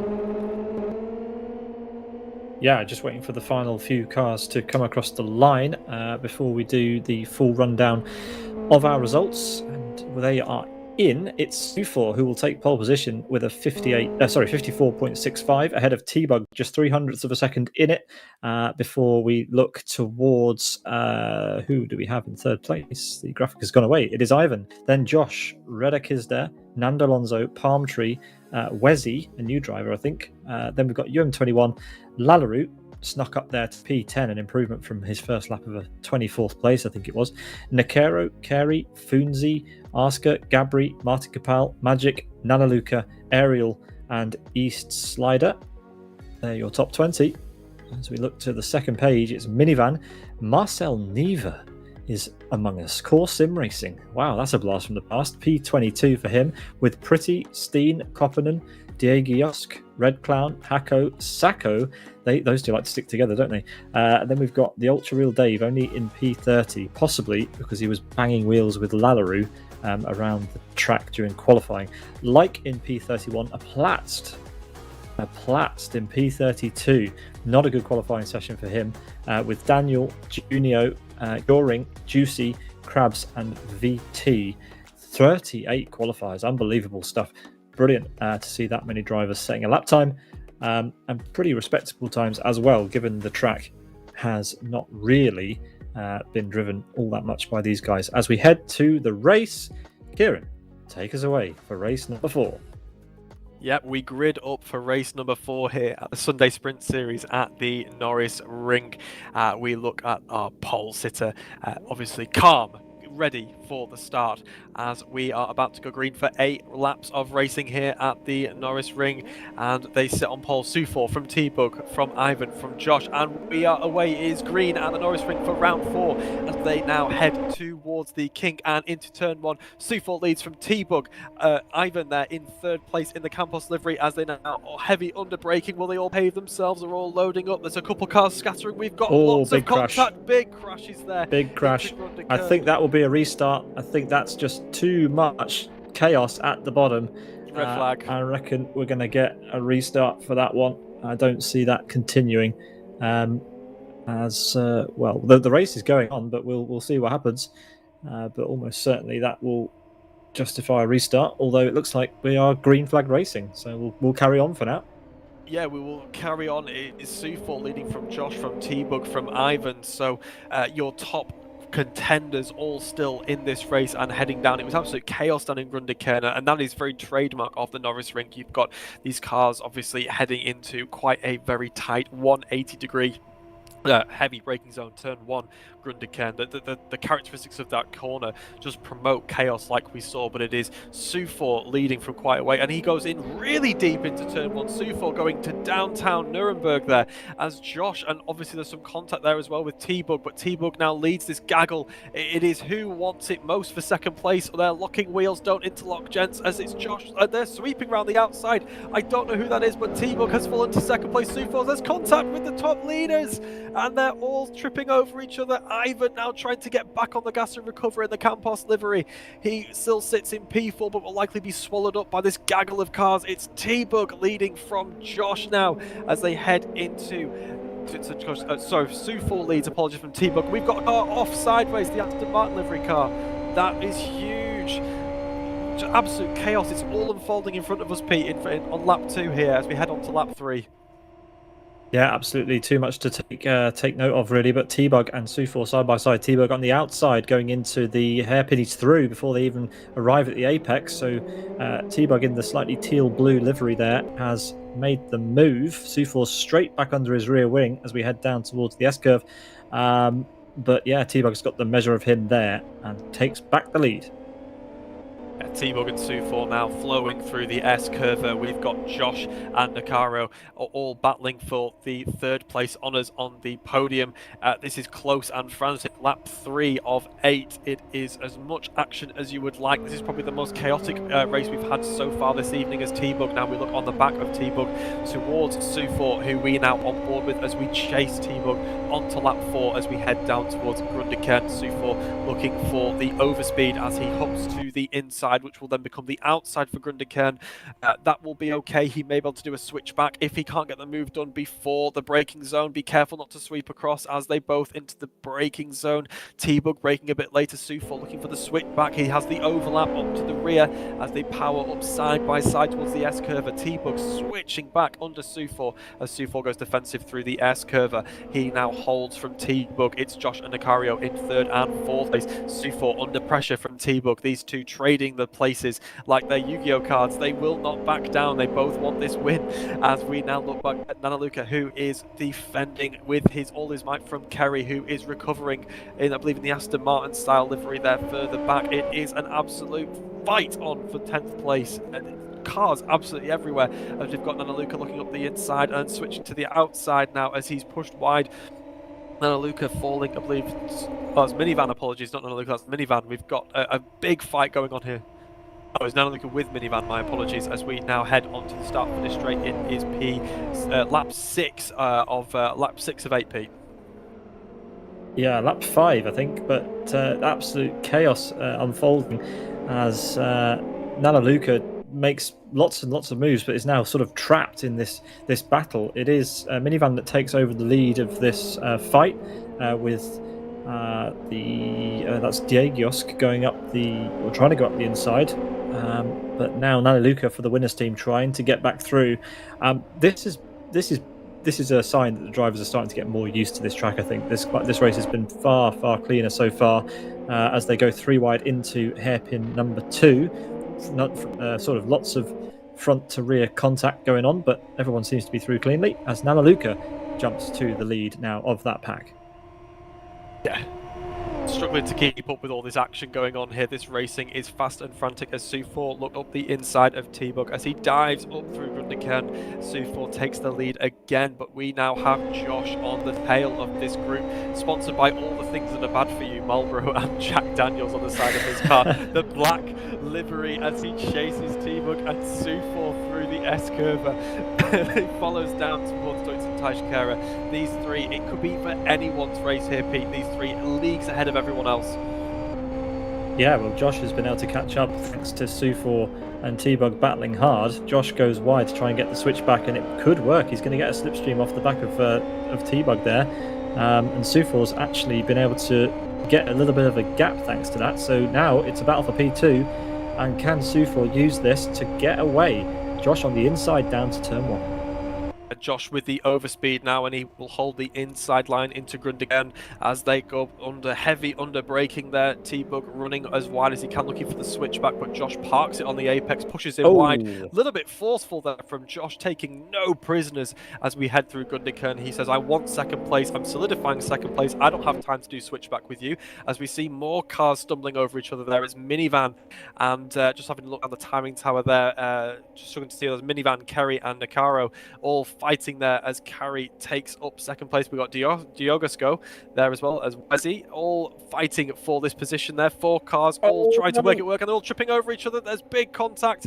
We've got cars in the wall left and right. The Invicta liveried car spinning and facing the wrong way at the exit of the S-curver. But we have Josh in P2 as he hunts down Sufor, who is in turn being chased by T-Bug, and Ivan is getting in on this. Our top 4 all contending as we head onto the final lap of the race, Pete. Yeah, Diego's only now getting going. He waited very patiently, which is good. You don't want to drive out in front of people, so fair play to him. Hats off for not causing another incident, or rather being involved in another incident. Not sure he caused the previous one. As we've got the ultra real Dave hugging the back of Sacco now as we head down towards the start finish. Battles up and down the field. Brilliant stuff. Final lap for our race leaders. Yeah, Diogasco there is clearly a Gabriel Bortoletto fan, but not quite getting the same success that he had in his F2 series running that livery. As we know at the Ultra Real Dave, getting a big dive up the inside. They're all tripping over each other. The wheels are entangling there. It's a gaggle of 5 cars competing for P21. Who is going to get it? I don't quite know, but I'm seeing a lot of damaged front wings on these BMW Formula cars. 3 wide into the there, but we've got Sufor who takes the win. Oh no, apologies. I believe Josh got him on the line. Wow, Pete, we've missed that. On Josh the line, yeah. Just stealing it there.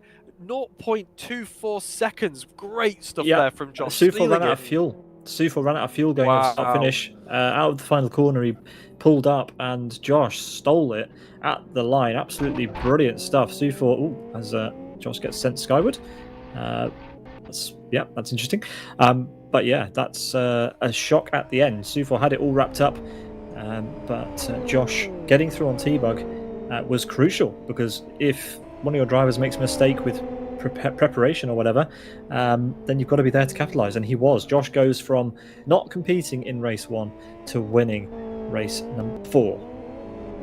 Not sure what happened with Ivan as well. Ivan finished up in P14 in all of that. He was running in P4 and looked like he was maybe even on for the win. Josh, Sufor, T-Bug and Ivan were all battling there.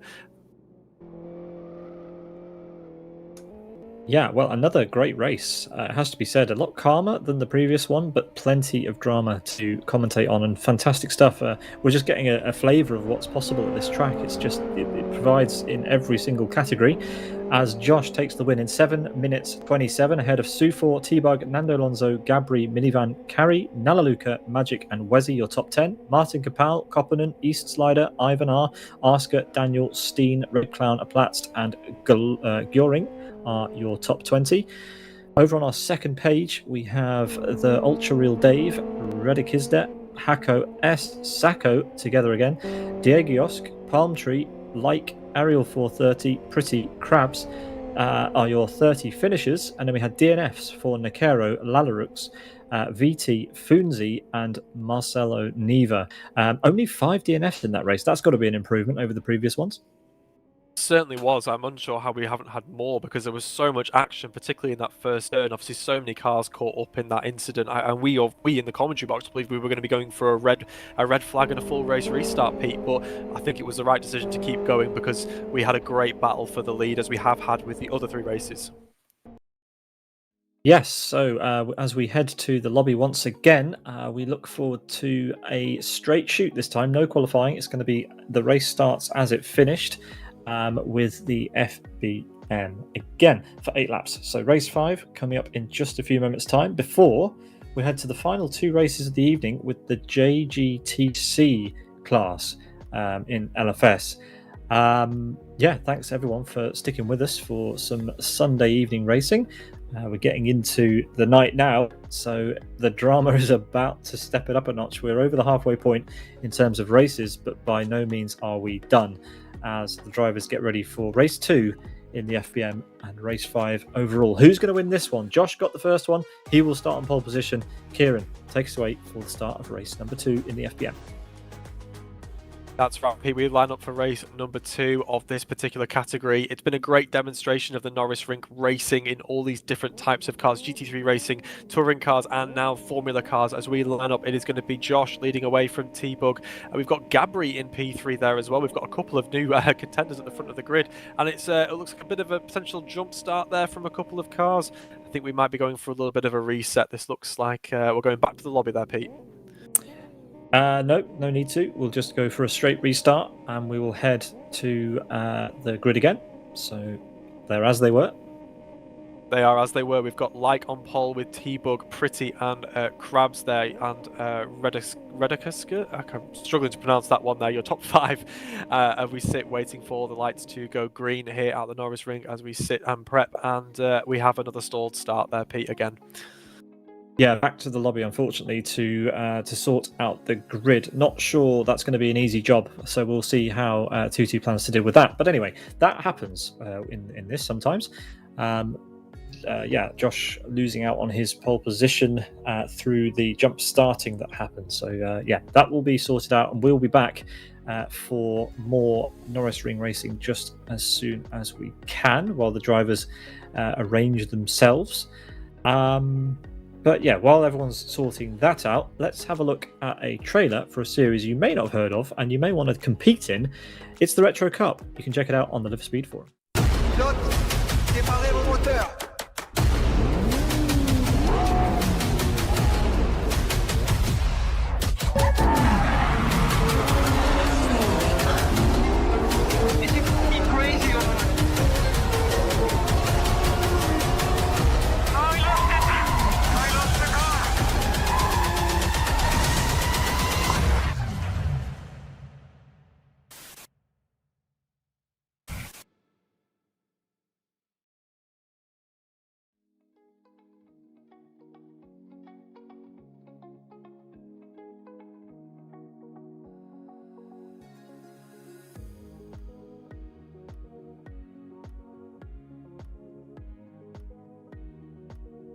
That is the Retro Cup by Race Screen Events that will return to your screens in a few weeks' time.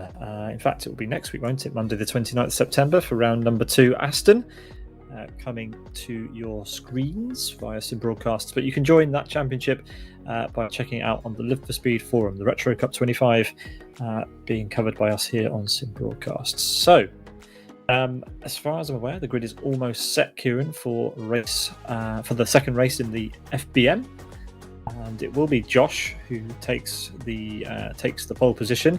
The rest of the drivers are trying to sort themselves out in the order that they were in before we get going.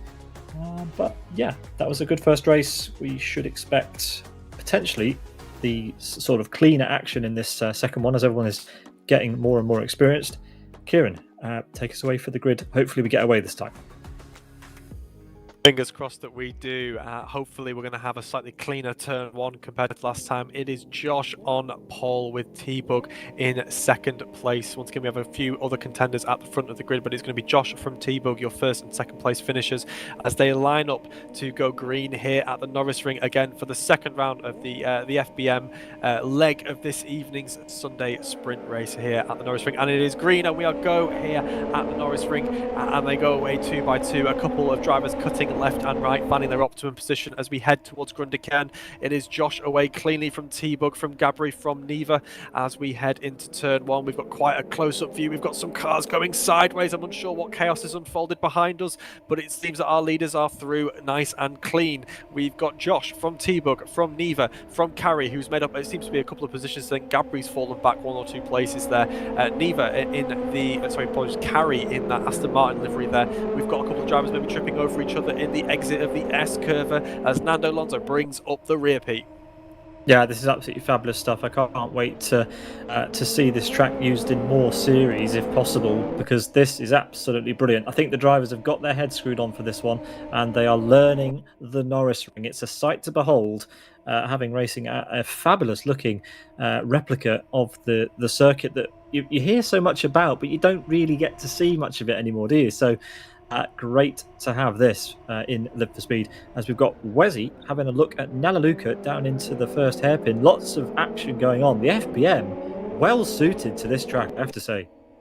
Yeah, nice narrow Formula cars with a big, wide Norisring. It's great. It promotes really good racing, 3, 4, and even sometimes 5 wide as we head in through the S-curve.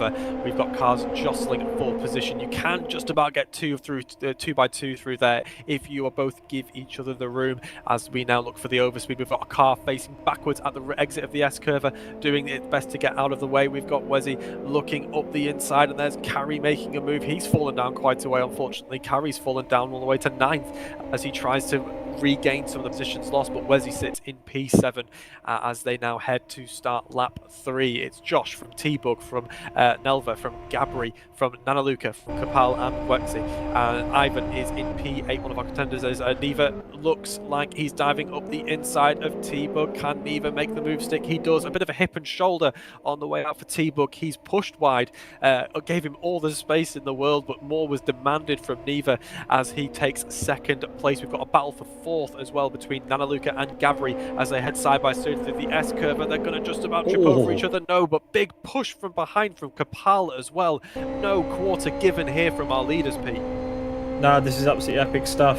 Neva there, up to P2. In fact, I think he's now battling with... Oh, he's taken over the lead. Josh has had a nightmare. Where is Josh? I think Josh is having a network issue at the moment, so Neva has taken over the lead on the timing, but Josh is somewhere out there. It'd be a real shame if he loses out because of his network, and he's out, he's gone. Absolute disaster for Josh. He was looking so good to take a 2nd victory here at the Norisring, but obviously technical issues striking. Obviously, with this being a sim, we're not getting many of the sort of technical problems you'd get with real life racing, but you get everything that comes with internet racing, and Josh has fallen out of the lobby and away from the race. It is Neva from T-Bug, from Gabri, from Nanaluka, from Kapal, your top 5. Ivan in P6 looking to try and make up ground as well. Carrie recovering to P7 as well, with Wezzy following just behind. This is incredibly close racing. I'm absolutely gutted for Josh. He did so well in race 1, dominate, commanding victory, and was looking like he was going to do it the same in race 2. But as we ride on board with T-Bug, as he heads this group of angry Formula cars, as he tries to hold on to 2nd place, he goes onto the start-finish straight to start his next lap. We've got Neva in the lid, and I think we've got a move happening on Kapal just behind there. I think we've got 3 wide potentially there. And as we head into the turn, we've got T-Bug still there and Kapal 3 wide. They're all barreling in and they all just about avoid each other. I don't know how we avoided disaster there. Those 4 cars nearly all fumbling over each other, but they still continue on and they are still scrapping for 4th place as they go side by side through the S-curve. Kapal's looking for the switchback, the left, the right. It's almost there, a little bit of an overlap rub of the wall. There is a gap, there's a gap just big enough for Kapal to fit into as we look across at Ivan, who is running that Campos livery, and even we've got another contender heading up the inside. Nanaluka up the inside as he takes not 1 but 2 vehicles. Ivan giving him the bump on the way out as these 3 drivers all head onto the start-finish straight. This is frantic and frenetic, and the 3 are still not giving it up yet either. Are we going to see bump job? There's not the gap. Oh, Pete, he forced the gap. Well, there was, and he made it happen, but thank goodness he backed out of it just at the last minute. That could have been a huge incident. It still could be a huge incident as they barrel 3 wide into turn 1. This track is fantastic. It's so wide, as you said, but the pinch points really add to the sort of spectacle of it, as Martin Kapal tried to force the 3 wide and cannot find his way through on the 2 drivers he's battling so hard with. But now he gets another go. There's another hairpin coming up. Blink if you dare, viewers. Blink and you will definitely miss something. We are on board with Kapel as he follows Ivan and Nanaluka, these 3 refusing to quit. Be careful of those curbs in these Formula cars. Nanaluka all sideways as he exits Deutschenteichkurve as they head on to the start-finish straight through the left-hand kink. You can throw throw a blanket over these three. Who is going to take fourth place? We will have to wait and see. It's currently Nanaluka from Ivan, and Ivan has actually just moved ahead slightly. They are side by side as they head through the right-hand kink into the heavy braking zone of Grundicana. They're all under the brakes again, and Ivan takes the position back, but then the switch back again. They keep switching backwards and forwards. This is great racing from them. Pick any line you want, there will be a switchback. There's no way to defend. You can't cover off every angle when the closeness of the competition is this much. They keep switching left and right, looking for every opportunity. There's barely a moment to breathe, Pete. I need to take a breath. You take some breath and refill your room with oxygen while I take over and look at Martin Capel trying to get up the inside on Ivan, but he hit the back of Nanaluka, who physically hit the apex, and they are now side by side, all banging wheels. Come on, look how wide the track is, gents. You don't need to be that close to each other, as it looks as though out front Gabri has a little bit of a gap, but is being reeled in by these guys who are going at it, hammer and tong. Oh, what a terrible switchback. Nanaluka moving to defend, hits Gabri. Contact between Ivan and Nanaluka there. Nanaluka somehow checking up enough to make contact with Gabri, and Martin Capel finds himself up into P4. Neva, mind you, out front, 5 seconds adrift at the front. There he is in the distance, absolutely miles ahead for the core sim racing driver, and we are left with a 3-way fight, 4-way fight, potentially 5-6-way fight for P2. Nanaluka up the inside. It was hard enough to keep track of 4 cars. We now have 6. Switchback. Oh my god, brilliant move there through Deutschenteisch Curve. We've got cars everywhere. Gabri is going to hold this to the line. It is a drag race. We are looking at the wrong car. Neva crosses the line, but we need to be looking at the battle for second. I don't know who's going to cross the line first. Oh my god! Chaos over the line! What was that? Gabri takes the second place. Nanaluka and Capel went over the start finish side by side. They guided each other over towards the tyre barrier, which wouldn't meet FIA 2025 safety regulation at all. But it doesn't matter. We're in a sim. And Nanaluka, well, that unbelievable racing here at the Norisring. And Neva won it. We forgot to mention that, maybe. But there we go. Neva winning in 7 minutes 21, a very fast race time that far, 6 seconds ahead of Gabri. I'm not sure how Gabri held on to second place there. I think we need to take a breath. We need to take a breath. That was absolutely frantic. What absolute amazing racing we've been treated to with the Formula cars. They work here at the Norisring. Bring them back, Pete. Yeah, we should do really. But let's go through our results as we're about to get our qualifying session underway for the JGTC category. It's Neva winning 7 minutes 21 seconds, a quick race time ahead of Gabri Nanaluka. That is your podium. Hard fought in the end with Martin Capel best of the rest in P4. Then it's Ivan, Wezzy, Magic, Unknown Master 21, the Ultra Real Dave, and Pretty, your top 10. Then we have Nando Lonzo, Oscar, Aplatz, Ariel 430, Red Clown, East Slider, Steen, RWST, Sacco, and Daniel. Those are your top 20. Over on the second page of the results, we've got Like, who is your 21st and final finisher, a higher rate of attrition in race 2 than race 1, with DNFs for Hako, Hey Crazy, Carrie, Redikizda, T-Bug, Diegiosk, Josh, Palm Tree, Nikero, Gyoring, NRS017, and Krabs. Fastest lap goes to Neva at 54.4. Fantastic time, and he clearly knows his way around the Norisring. Yeah, Neva proving a natural talent there for the Norisring. I think he may have, I don't know, maybe he's had some practice on some other simulators on this track, but amazing result for him. He's come out of nowhere. I don't remember seeing his name in any of the other races, but yeah, taking the 5th race of the night here with the Formula BMWs. Yes, which means we move on to race number 6. It's going to be another 6-minute qualifying session in the JGTC category, which means we're going to take another break. Don't go anywhere. We'll be back for that just as soon as we can.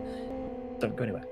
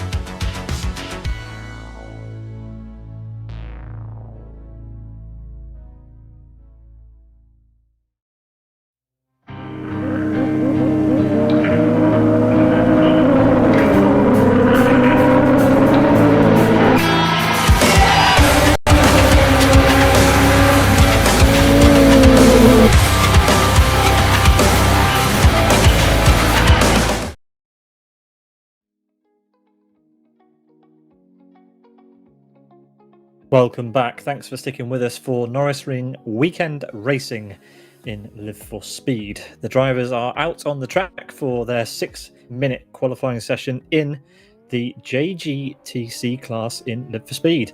It's all fun and games, Kieran. Off we go. Yep, we are heading out for our qualifying session, I believe, there as they drive around to the grid. What an amazing collection of cars. This is maybe a genre of racing that not everyone is aware of, but this was Japan's DTM, essentially. You have Mazda RX-7s, Ferrari, lovely, beautiful Ferraris from the 90s. We've got Toyota Celicas as well, lovely Widowmaker Porsches as well, looking like something out of Wangan Midnight, if any of you are familiar with that as well. As we now head on to the flying laps, we ride on board with Daniel in his bright red Ferrari, heavy under braking, the nose diving to the floor, outbraking himself. The guys need to get used to the cars here. Very unique handling characteristics, particularly for the Norisring, as we have a look at the lovely empty pit lane. But we now ride on side with East Slider in the Subaru Impreza. Great livery on that one as well, Pete.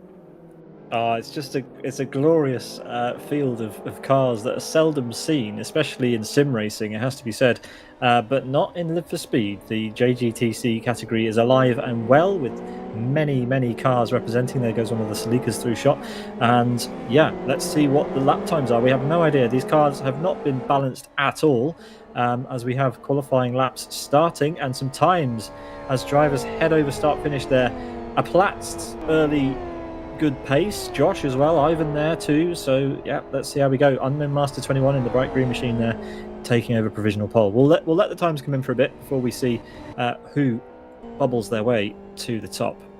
Yeah, but welcome back a Platz. They were a little bit anonymous for the previous Formula rounds, obviously not, once again, maybe those skill set not transferring over from tin tops over to Formula Racing, but yeah, back at the sharp end of the grid there in P2 at the moment, as they are set 0.23 seconds behind our leader, as Josh has recovered. And welcome back, Josh, who sits in P3 with Nana Luca in P4 and Ivan in P5. It is your usual suspects at the top of the grid here, Pete, as we ride along with T-Bug as he looks to set a competitive lap. We'd once again expect him to be further up the grid as well, based on his performance in the previous rounds, as he is sporting a bright yellow Mazda RX-7.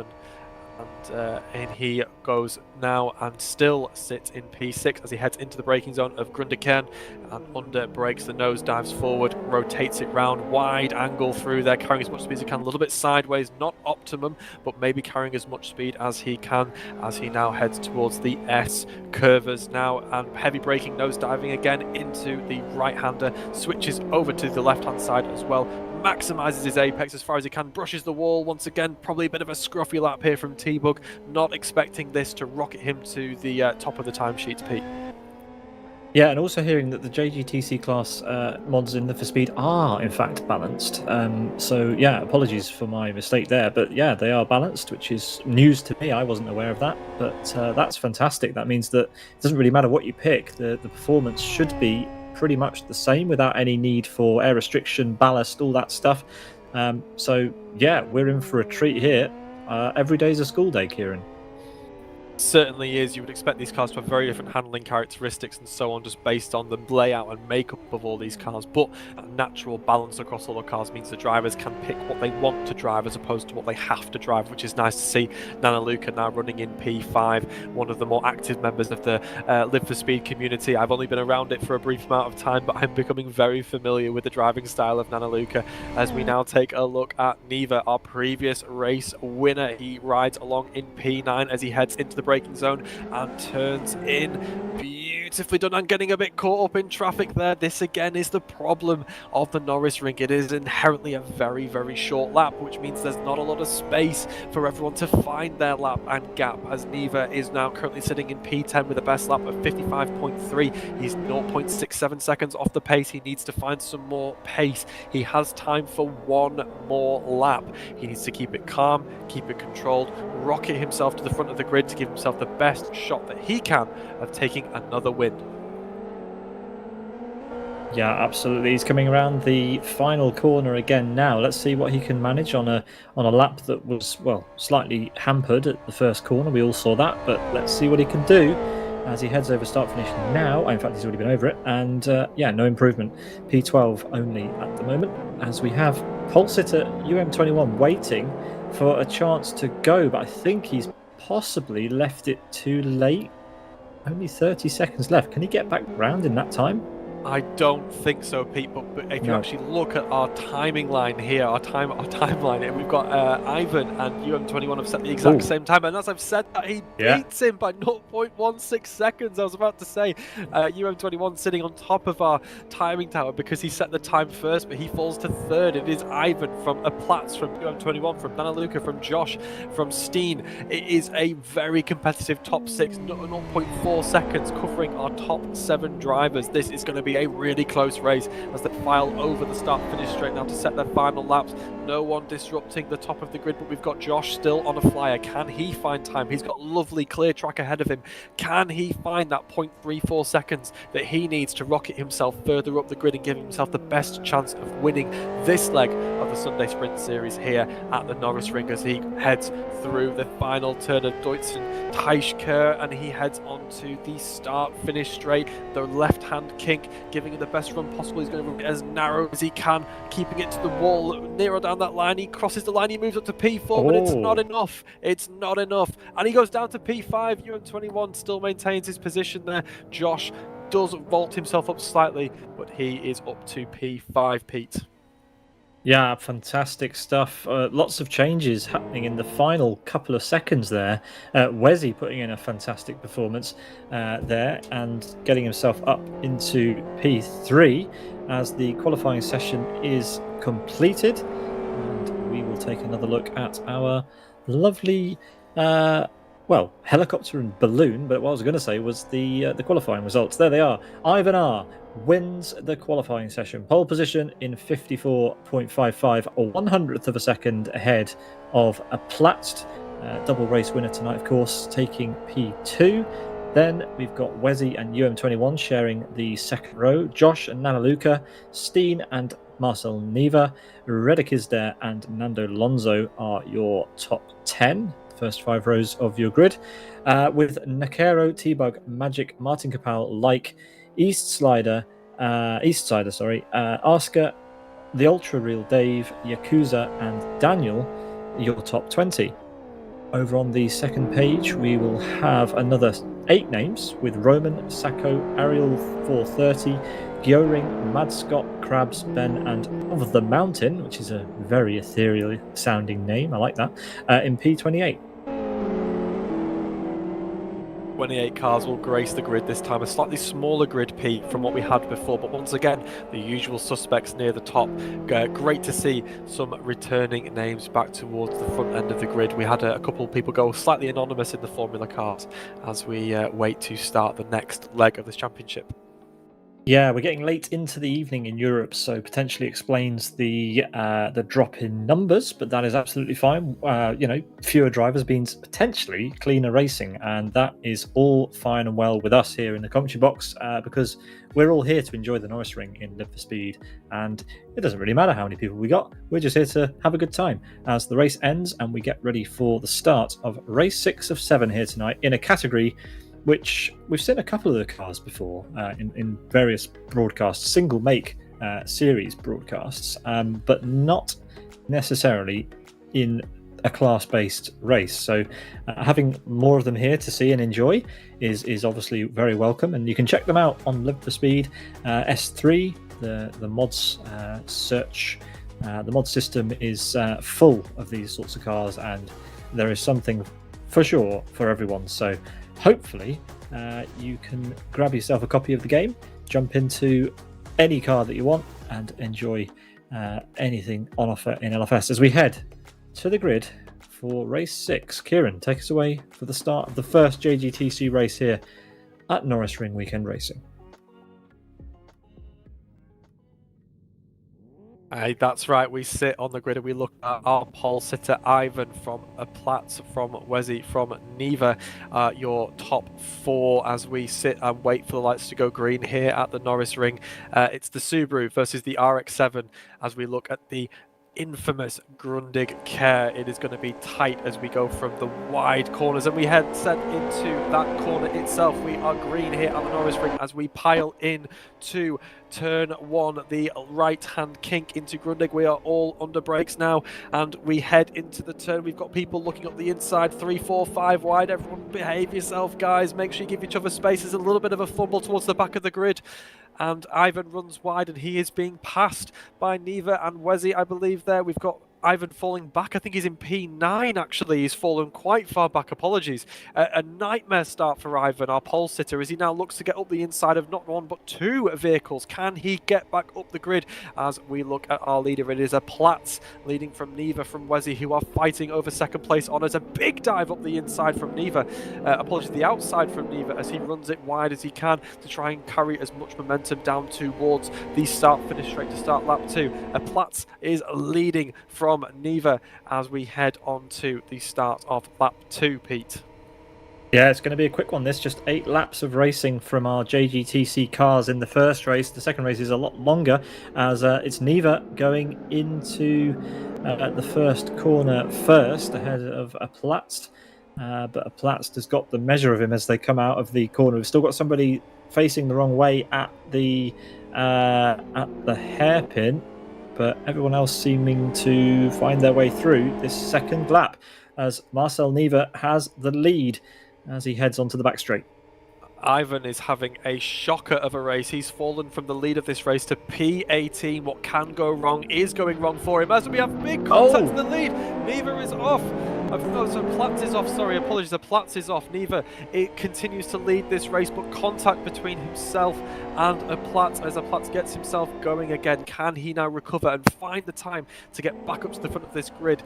Neva in the braking zone there, just loading him up and pushing him off. Just a trademark again, finding these braking zones. This is a new track, Pete. We've said it before. This is an experimental evening. This track is not in the base game. This is a series of mods. These guys have not driven this track before.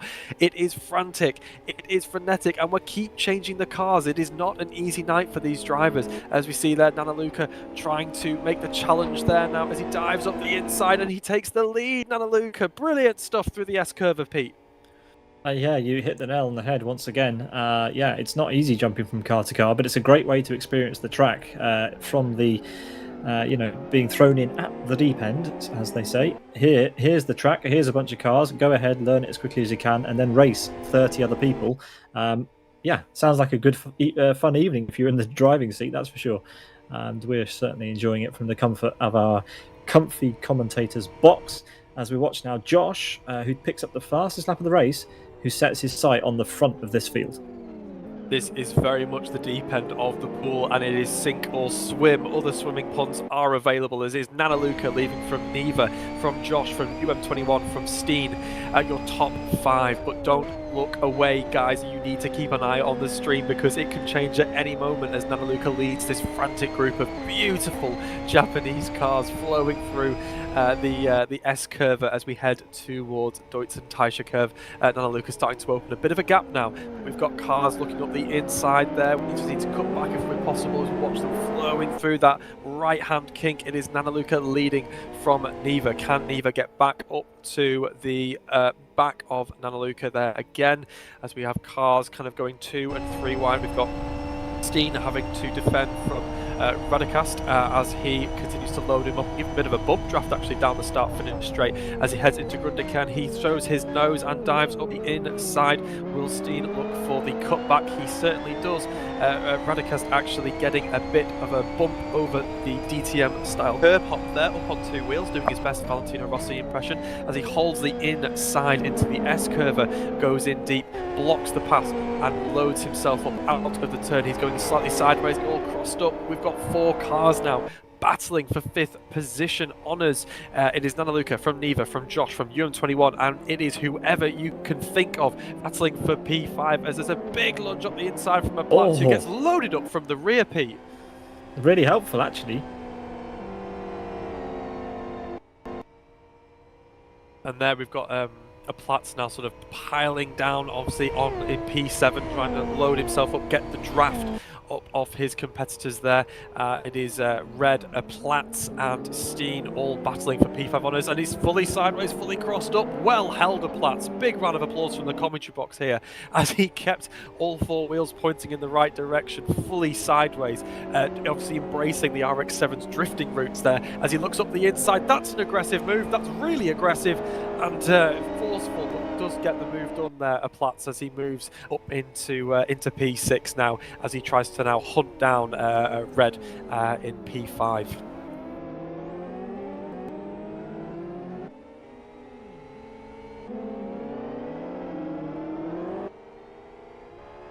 And as everything goes calm here, we do have a spinner at the rear of Kieran. That's Oscar. Yeah, Oscar's gone slightly askew there, gets it going again. Can he now recover? He has one lap to try and make up that lost time, but he's going to suffer now. And we have a bit of an unsafe rejoin there. Just moving onto the racing line, needing a little bit more awareness there as he joins onto the fast-moving vehicles. But yeah, really tricky this. Obviously, you have to recompose yourself when you have a spin. All your mindset is doing is just get me back in the race, get me back into a competitive position. And you don't always think about what's coming up behind you, but luckily to avoid a bigger accident there, Pete.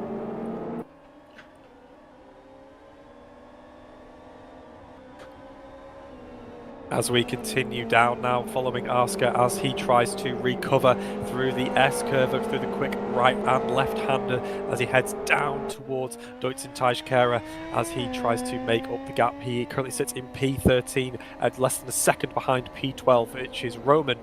Roman has been with us all evening, but Nanaluka continues to lead this race, less than a second ahead of Neva, who is struggling to make inroads into that gap and catch back up as he heads into the braking zone. As you can just see, 7 or 8. Ooh, very close to there. Josh nearly getting as close as you like. Needs to send him a postcard on the way past there. Really, really close to Neva's rear bumper there.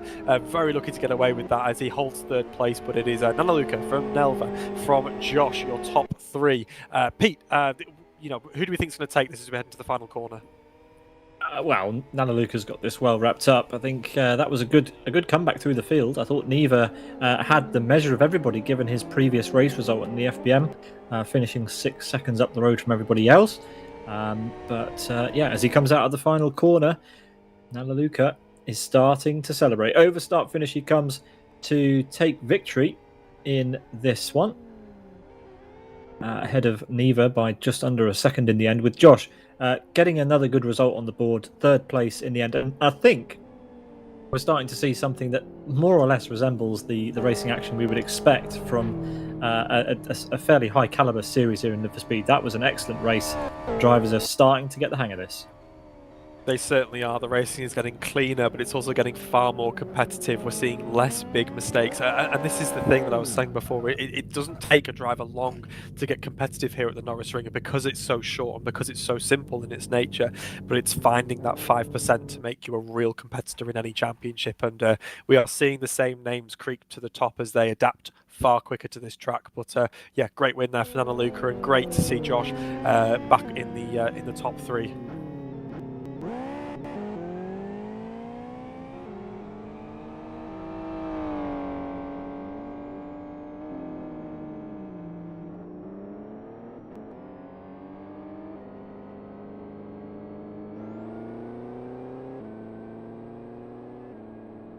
And we can take a look now at your race finishes. It's Nanaluka from Neva, from Josh, from UM21, from Red, Platz, Nakaro, Kapal, Steen, Ivan are your top 10, followed closely by Ban, Roman, Sacco, Mad Scott, Arska, Gloring, Leod. Off the Mountain, a very ethereal name as we mentioned before, Yakuza 19, and Like rounding out your top 20. Yeah, and DNFs for P21 through 27, unfortunately. Krabs, Ariel, Wezzy, Daniel, Eastsider, Nando Alonso, and the Ultra Real Dave. Apologies, Kieran. I'm having some issues with my AV this evening, so thanks for carrying us through the end of that race and through the results. So yeah, that is the end of the first of 2 JTC class races this evening. But coming up next is the race that everybody wants to win. It's the race that will wrap up our coverage here tonight. It's the last winner that will be announced on the broadcast of the inaugural broadcasted Norris Weekend Racing event. And yeah, I think this is going to be a pretty competitive one, this, Kieran. Yeah, will we see a pretender to the ground? Someone will emerge from the chasing pack that maybe we haven't talked about before. Will we see a new winner, or will one of the old guard look to solidify their place as the king of the Norisring? I believe we have a Platz with 2 wins as well, so watch out for him as he tries to solidify the hat trick of victories this evening. Yeah, let's show this graphic one more time as we see what we have left to deal with. It's a 15-lap race with a rolling start, which means it's going to be 1 lap plus 14. And the drivers, most of the drivers were here for the first rolling start that we had after race 2. So hopefully people will be a little bit more ready for it. Let's say that. So it's 2x2. The drivers will follow FK, the safety car, around for 1 lap, 2x2, and then FK will pull over to the side of the track, and the drivers will be released with the on-circuit lights. The circuit lights from one of the object mods that have been used tonight have been rigged up such that the race can be started using lots of custom lights around the track. It's really impressive, the features that have been built into this mod in the game. So, pushing the boundaries of what's physically possible in Live for Speed tonight, and as we love to do here on the channel. So, yeah, great stuff from Tutu the Dog and the organisers of this weekend's racing. Kieran, I throw it to you for the start of the final race of tonight's action. The JGTC class for 14 laps plus 1 with the rolling start. Take it away. As we get ready now for the final race of the evening. As we said, it's going to be a rolling start, this grid. So when the lights go out, don't expect everyone to run as they did. Oh, we've got an early jumper there. Get back in your box. There's always roll one. yourself back. No, he's just keen to get started. Watch for them as they move their way through the grid, as we have the safety car now pulling forward. And what a safety car it is. My personal poster car that was on my wall as a kid, the R34 GTR there, in full safety car spec, but as we see everyone pulling away 2x2 now as they will follow the safety car around 1 full complete lap of the Norisring. I just want to say what an amazing night it's been. Brilliant races. I really do believe, and I said this earlier in the broadcast, that I feel like I'm on the precipice of something great here for Live for Speed, because this was experimental. We had concerns. We didn't know how smooth this was going to go, and you know what, Pete, I think this has been a fantastic event. It's been really well put together. I'm so happy to see and so pleased to see how well this mod has translated over to Live for Speed, and I'm really, really hopeful of maybe more tracks getting the same treatment as we look to the future. But right now, we look at the Norisring here in all of its glory in Live for Speed, and we look at our Noah's Ark style 2x2 they go of Japanese 90s touring car goodness as they follow down the back straight towards Deutschen-Teichkurve.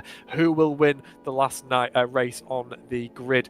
We've got a couple of cars maybe doing some pirouettes and spins, but the majority of the grid is lined up, ready to go. We've got Nanaluka from Neva, from UM21, from Josh, and as they all line up, Nakario, Aplatz, Kapal, Steen, Ivan, and Ban, your top 10. This is anyone's game now as we roll towards the start-finish straight. The safety car will peel away Le Mans style as it moves over to the side, and Nanaluka will lead us away as we move to green. We've just got a couple cars in position. Come on, guys, get yourselves all lined up for the last one. We've been so good. We've got someone moving to the middle. We've got a breach, and we are green, and we are go here at the Norisring as we head down. It is a terrible start for Nanaluka as he is swallowed up by the chasing pack. It's a great start from Nelva. Nanaluka finds himself in the middle of no man's land. You don't want to be there, surrounded on all sides. 5, 6 wide, and we've got chaos and carnage into the bottom turn. We've got cars scattered everywhere, Pete. Cars everywhere. Yeah, it's a classic Norisring start. In fact, probably more classic than classic as we head through the first chicane. It's Neva gets a clean start. UM21 is up to P3. Battling there for P3 with Nanaluka, I think, as everyone heads around. We've got a spinner at the 2, 3, 4 spinners at the end of the chicane. It's a dramatic start to our final race here, but we're going to let the race continue on, I believe, because this is a night of learning for everybody, as Kieran correctly alluded to at the start of the race. Side by side there, that is Josh and UM21 coming up to start finish for the second time of asking. Everyone throwing caution to the wind as we head into the final race here at the Norisring. We have competitors looking for a win. We've got a bit of contact there in the braking zone between Nanaluka and UM21. Nanaluka trying to recover, getting back to the lead as he now looks up the inside of UM21 as we head into the S-curve. UM21 on the outside looking in as they file out through the curve. Nanaluka getting the move done, excuse me, and he goes through P3. And we've got Kapal under pressure to the rear. Yeah. I've got 4 cars competing for that place as well, Pete. Yeah, they're all together. It's really hard to see from the low-down cameras, but you've got Kapal, Sufor, Ivan and Sacco all together as they head into the second hairpin, and there we go. 3 into 1 doesn't go. That's Sacco losing out there. Actually, Sacco gains from that. My apologies. Well, I'm just saying we've got chaos happening everywhere that you look. We are having plenty of action here this final race. Everyone, as mentioned before, throwing caution to the wind. Clearly no one caring too much about those driving standards anymore. It's everyone for themselves as everyone competes for every inch of tarmac, of which there is a lot here at the Norisring. A super wide track into these really tight pinch points, and we're just seeing what happens with layouts like this, where all these cars condense from 3, 4, 5 wide into one narrow racing line, and everyone is competing for every inch of that racing line to optimize their performance. But it is Neva who is running the optimum race right now as he leads from Josh, Nanaluka, UM21 and Nakara, who is under pressure from Steen as he tries to hold on to 5th place, and it is up the inside from Steen, and Nakaro looks back up the inside again as well, the switchback, as they both run side by side as they go through the left-hand kink onto the start-finish straight. It is Steen versus Nakaro for the 5th position of this runners, as Nakaro, I believe, falls behind Steen in the Mazda MX-5 there. Gives him a little bump on the switch on the way out as we run through the right-hand kink into the braking zone. Steen is being pushed wide by Nakaro as Nakaro then goes through, and the switchback again from Steen. This is great stuff, Pete. Great stuff to watch. Yeah, I can't believe it. It's really been a treat tonight. As we said all along, we had no idea what to expect, but this has exceeded our expectation, which is absolutely brilliant. As Neva takes the hairpin here, and we've got Nanaluka on Josh, and that looks like a move for P2 has been completed. Yeah, Josh is knocked down by Nanaluka there as he comes over start finish to begin lap number 6. UM21 still in 4th. Nakaro picking up the fastest lap there in P5 as he tries to make his way forward, as we've got Martin Kapal in the pit lane. Unsure why he has come in. He's retiring from this one, so that's a shame. But anyway, a shame indeed. But there, Nanaluka, he was our pace setter in qualifying as he was leading this field, but got swallowed up on the start there, not getting the optimum getaway that he needed, but now sits in P2 as he begins to hunt down Neva, who is looking for his 2nd victory of the evening. Neva was like, oh, we've got contact there between Josh and UM21. Big contact there in the braking zone. We've got cars everywhere from 4th down. Josh there now sitting in P3 as he pulls away, but we had big contact to the rear. We've got UM21, we've got Nakaro and Steen all now competing for 5th position. It's now a 3-car battle for that place. Neva, Nanaluka, Josh, UM21, your top 4, and it is whoever you like for P5 as they now head 3 different lines into Grundekern as we now pull out of the exit of that corner and we motor down to S-Curve.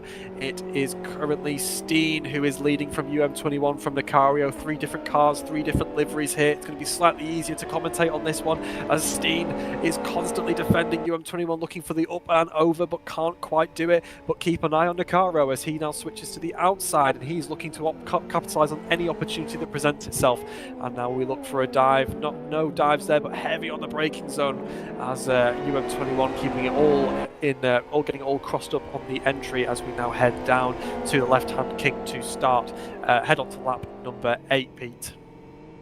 Yeah, I can't believe how good this is to watch. There's just battles everywhere you look, and like you said, I think it's just the nature of this track being so sort of simple in its complexion, but with a lot of sort of inherent technicality in the fact that it's pinch points, which lulls all the drivers into a false sense of security down the wide straights into the tiny, thin corners, and that is just a recipe for great racing, as we've seen tonight.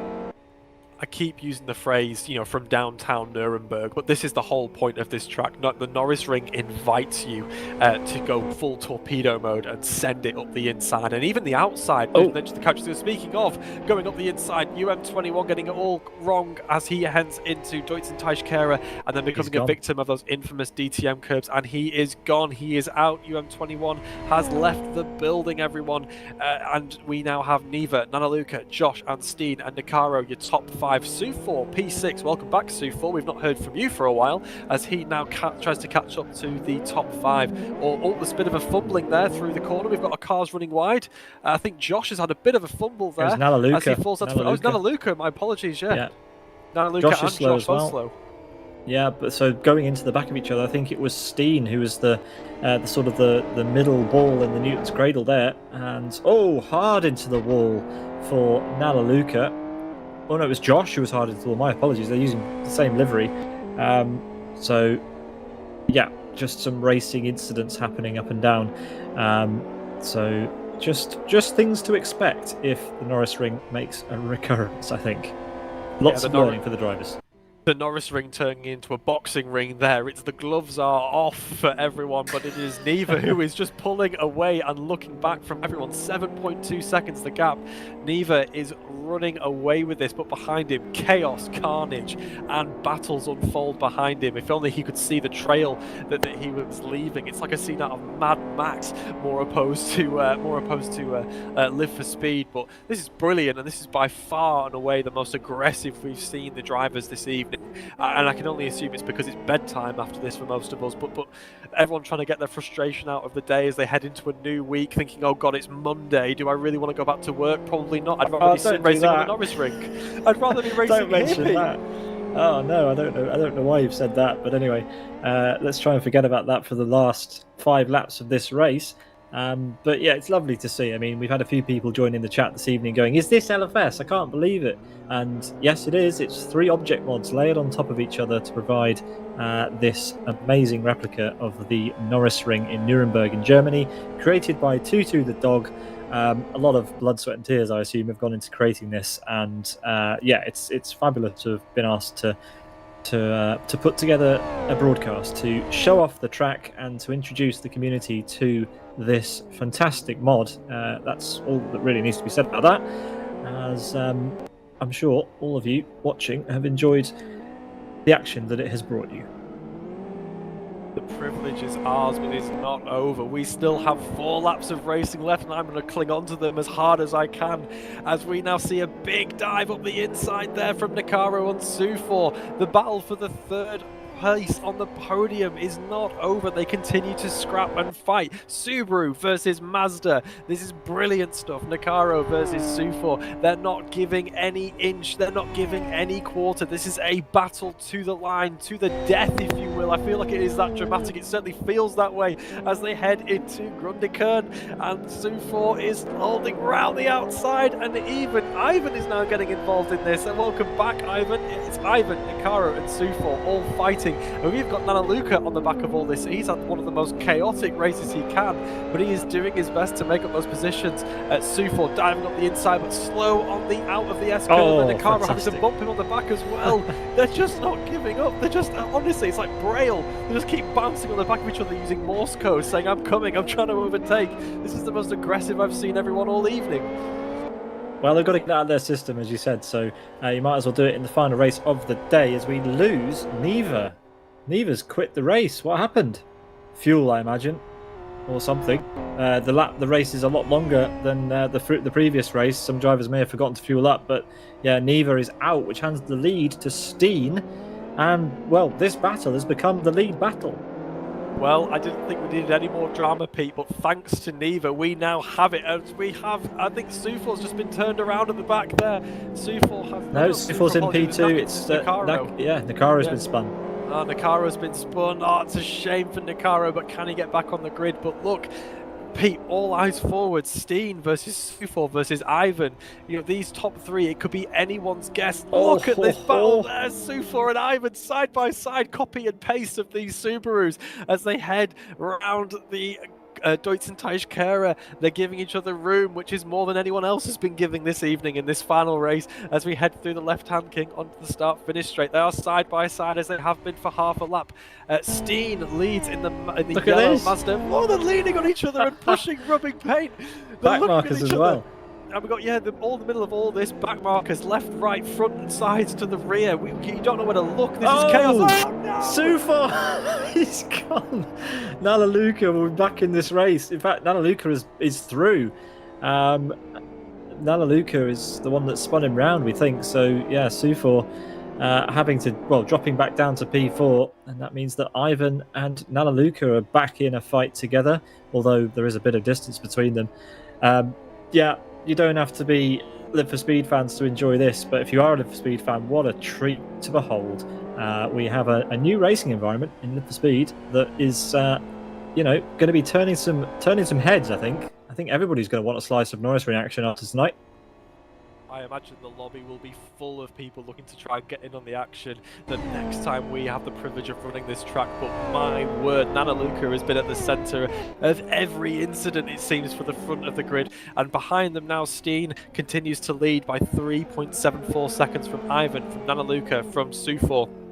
But Steen, yes, he has inherited this lead for sure with the dropout of our previous race leader, but Steen is doing his best to maintain that gap. He's pulled away from all the drama, kept his nose clean as he now heads into Deutz Teichkehrer for the final time this evening. It's been a great evening of racing, but I did say, would a young pretender to the throne appear in the final race of the evening? And it looks like that Steen will be the one that does it. Steen adds his name to the list of winners this evening at the Norisring for the first even ever. And there he goes. Steen is a winner here at the Norisring. He adds his name up there with the other drivers as well. It has been a fantastic evening, but Steen wins the last race of the day. It's Nanaluka in second, Ivan in third, as we wait for our drivers to finish and cross the line as well. Sufor finishes fourth, Nicaro in fifth.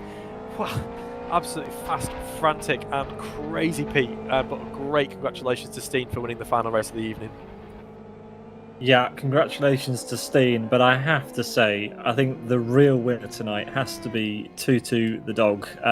He was a bit nervous before going live tonight, but we have to say that all the hard work and all the prep and everything else has paid off. What an amazing night of racing we have had. It's not come without thrills and spills, but that doesn't matter. We all knew what we came here for. An experimental race at the Norisring using the Object Mods support in Live for Speed. And, well, this will shine a light on that process. And, potentially it will mean that other people in the community will try and get in on the action. What sort of creations can you guys come up with? Tutu the dog has thrown the benchmark, thrown that down for anyone else to try and come along and beat. Because really that is the winner tonight, the Norisring and Tutu the dog for me. But thank you drivers for putting on a show for us. We've had people that have won 2 races tonight. Platz comes to mind, and a few other smatterings of success out there as well.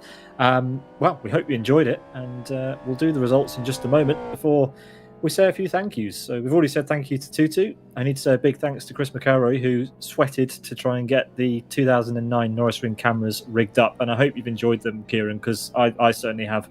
They've been also one of the stars of the show tonight, making the action just look that little bit more realistic.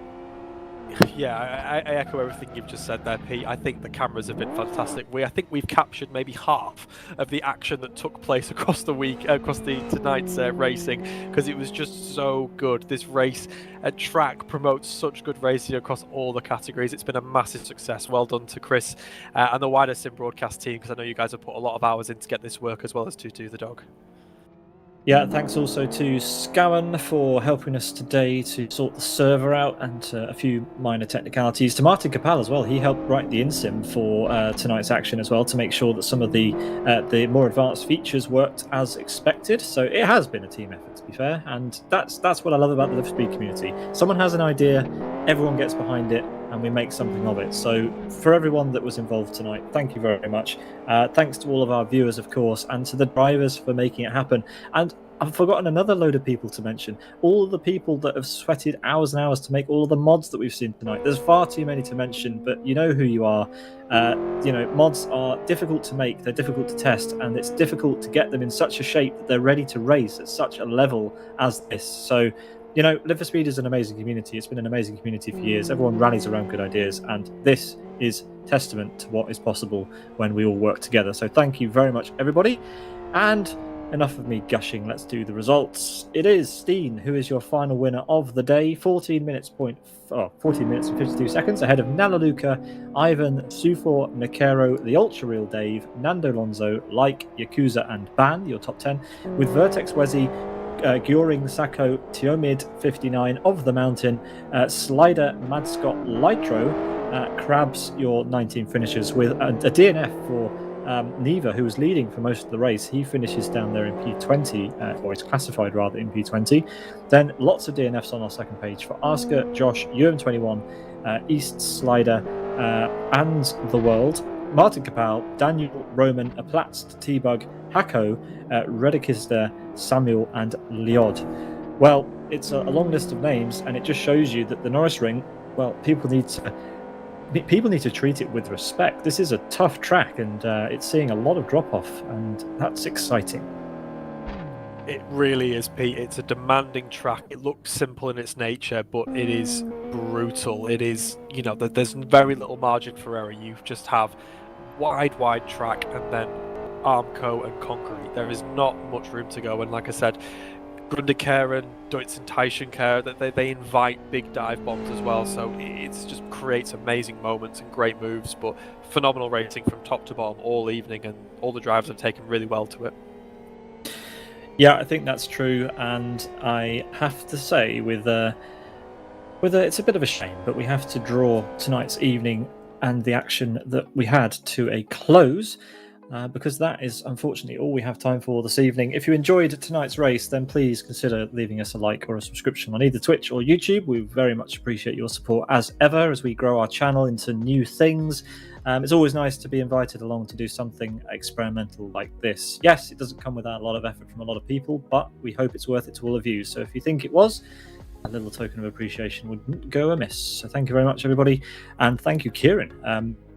You had some fantastic facts. Your knowledge of motor racing across all the different classes is phenomenal. And, I think you added a dimension that we haven't had for a while. So thank you very much for your involvement in the championship action tonight. And I hope to see you again in a couple of weeks, next week for the Retro Cup. I hope you're looking forward to it. I really am, but the Retro Cup has a lot to live up to, because tonight's racing was just so frantic, so frenetic. My brain fails to produce more adjectives to describe just how good tonight has been, but I look forward to the Retro Cup, and hopefully we'll see the spirit of the racing from this evening carried forward to that event. But I will see you all there. Thank you so much for the honour of being here for the Norisring. Thank you very much, Kieran. Keep your ears and eyes peeled for what might be coming in the future from the Norisring. And congratulations to Tutu the dog on a successful evening of racing, and to all of you Live for Speed fans. From all of us here at Sim Broadcast, you have a great evening. We'll catch you on the next one. Good night.